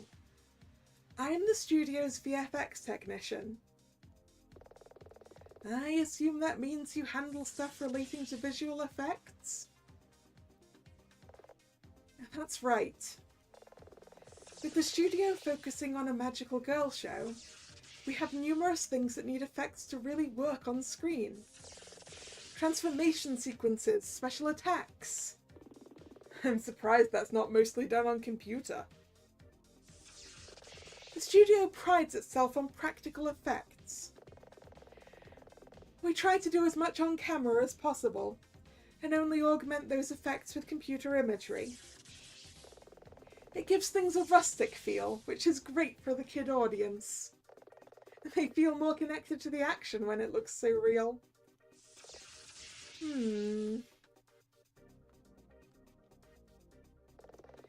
Have you ever had any accidents?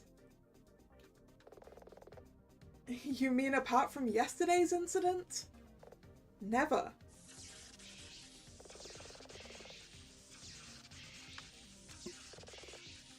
Where were you yesterday? After finishing the last season, I went on vacation. Anywhere fun? Some friends and I went whitewater rafting and camped out each night. I only just got back.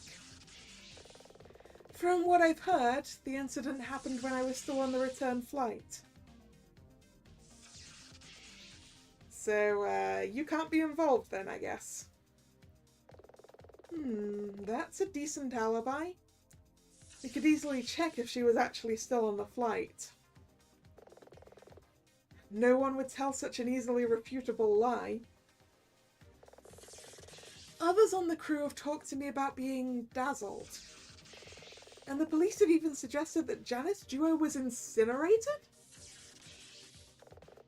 What do you make of it? All hogwash. Hogwash? Baseless supposition. There was no VFX planned for yesterday.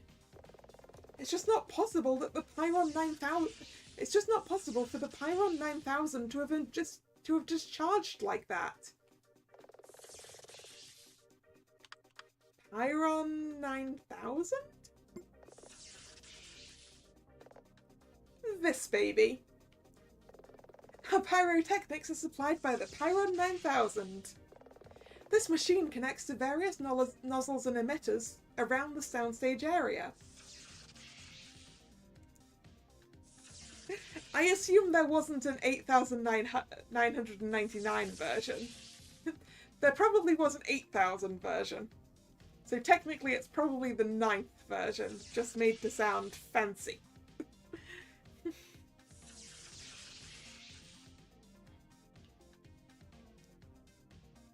So that's what the vents are then. 2 large flame jets in the upper lighting rig can fire flaming tongs. Numerous smaller flame jets can be fired up from the floor. Smoke machine nozzles are embedded in various places. There's even a jet that can fire a fine stream of liquid, then ignite that for a mini explosion. Though that last one's not used very often.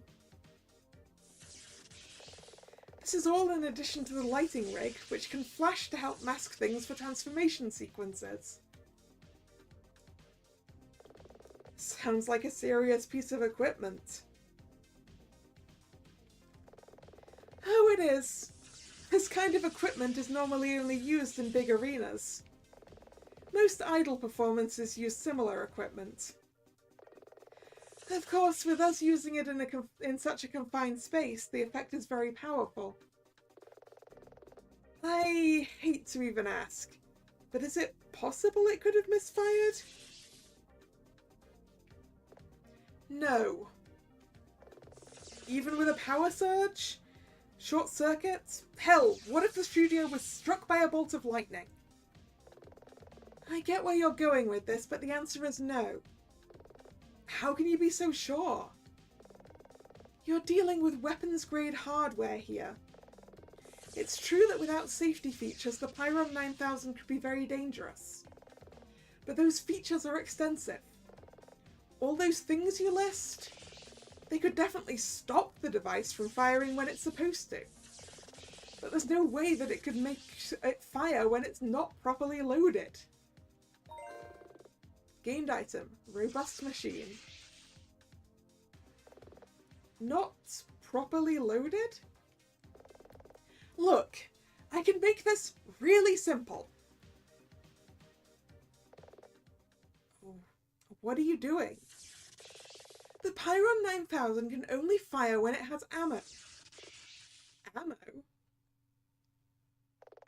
And as you'll see...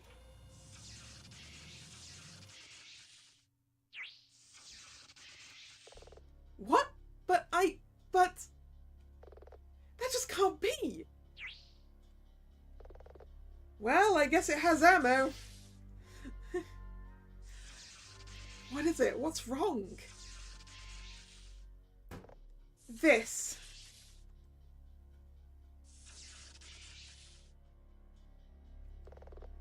It stinks of oil. Kerosene. Good knows. But what is it? This is an ammo pack. Think of it like a printer cartridge for an office printer. Only instead of ink, this contains kerosene and various additives. The Pyron 9000 can ignite the kerosene with these additives to create flames and smoke of various colours. Gained item, kerosene ammo pack. Yeah, that's the question, isn't it? Does someone else know how to use this? Who has access to that shed where all of this stuff is kept?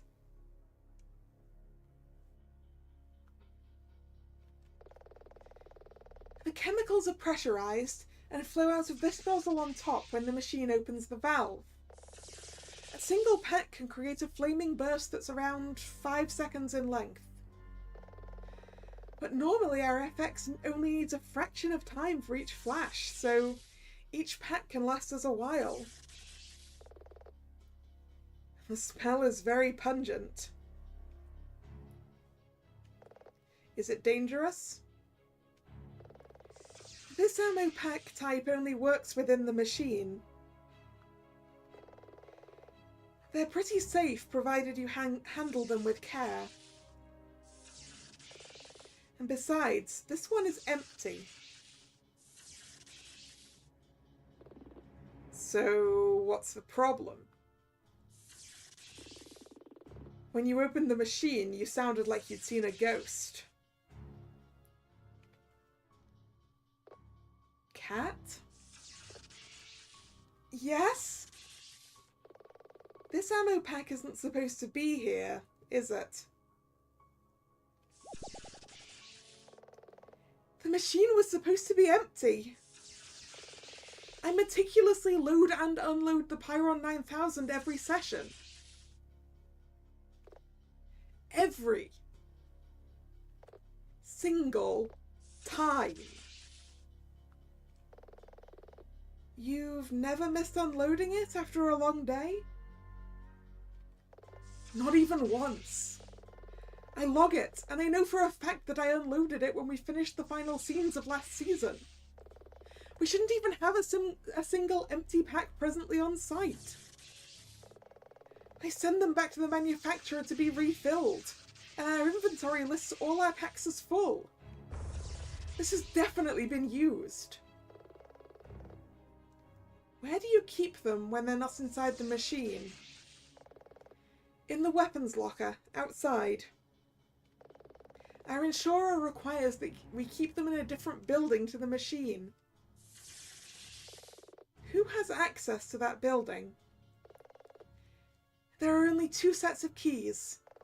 I have one. They were locked in a safe at my home while I was on vacation. Hank has the other. Gained item, keys for weapons locker. Do you need anything else to fire this machine? Just this.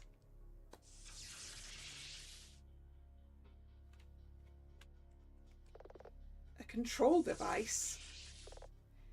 Very good. These devices connect wirelessly to the Pyron 9000 and can be used to trigger pre-programmed FX. And without one, the machine can't fire? That's right. But if a person were to buy another one, say from the manufacturer? Nope, no good. They're set up with a unique encryption key. Realistically, they're unhackable. Gained item, VFX control device.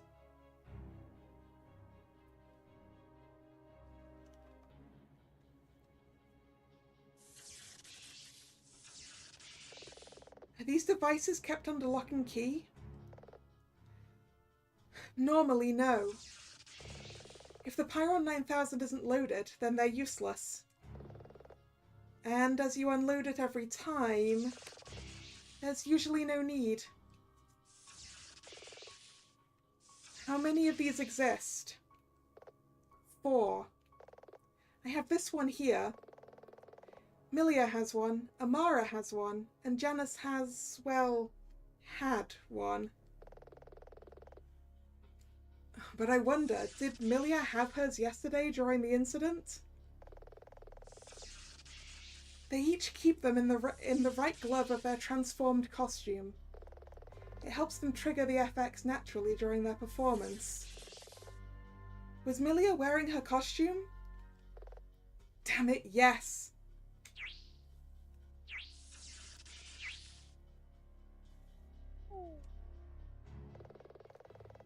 Looks like the fans have finished their self-diagnostic cycle.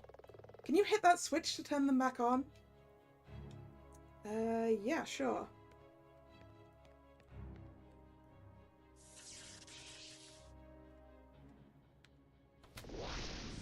Those are some serious fans. Necessary fans. The kerosene and additives from the VFX are harmless.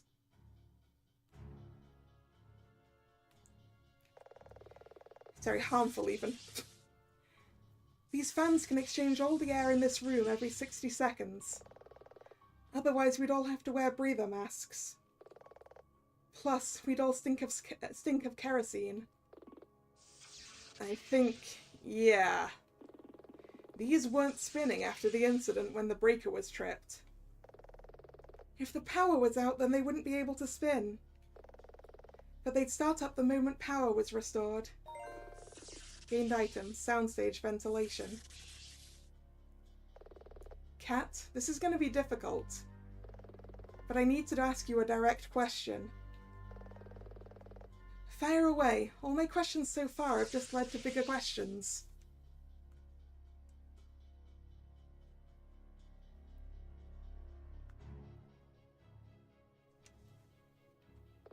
Here goes. If employed correctly by someone who knew how to use it, could the Pyron 9000 be used to incinerate someone? Is it theoretically possible that it could have incinerated Janice?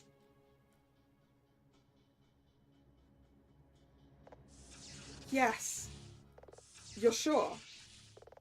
The Pyron 9000 is a very powerful machine. Even the ammo packs come from a subsidiary of the military arm of Rookery Inc.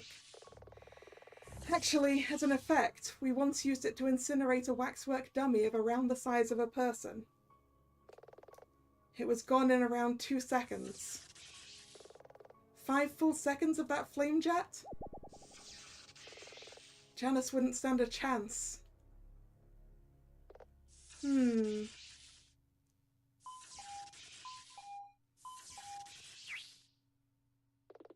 Reminder, Maxie. Time to go see Maxie? That's right. Kat, I think we've taken up enough of your time. Sorry I couldn't prove Milia innocent. Appreciate your help all the same. Let us know if you find anything else. No problem. But that is all I'm going to do today, because we've hit our usual endpoint. So wow. Incinerated, huh? Guess it could actually happen.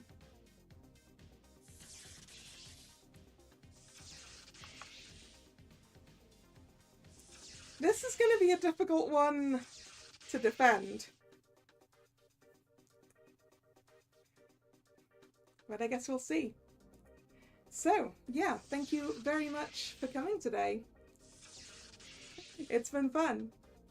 If you're new here and you've enjoyed your time, please consider subscribing to the channel. You can also follow me on social media, which is linked in the description box. The also linked down in that description box is all the links you'll need to check out this game for yourself. Links for Steam, for itch.io, for the social media. Also links for the bundles that include Season 1, if you don't have that yet.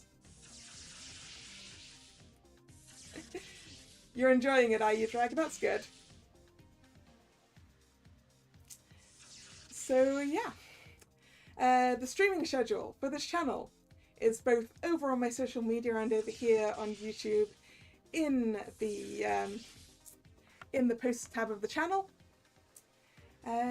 This was the last scheduled stream of this week, so there'll be a new schedule up tomorrow, well, up tonight, probably, or tomorrow. One of those, depending on when I get it done. The next scheduled stream will be tomorrow, Monday, 7 PM, as we start our next Otome game, which I'd put up to the vote, and the one that won was Battlefield Waltz, just barely. So that'll be tomorrow. So I hope to see you then, or another time. Once again, thank you very much for coming, and this is Kalla signing out. See ya! Bye bye!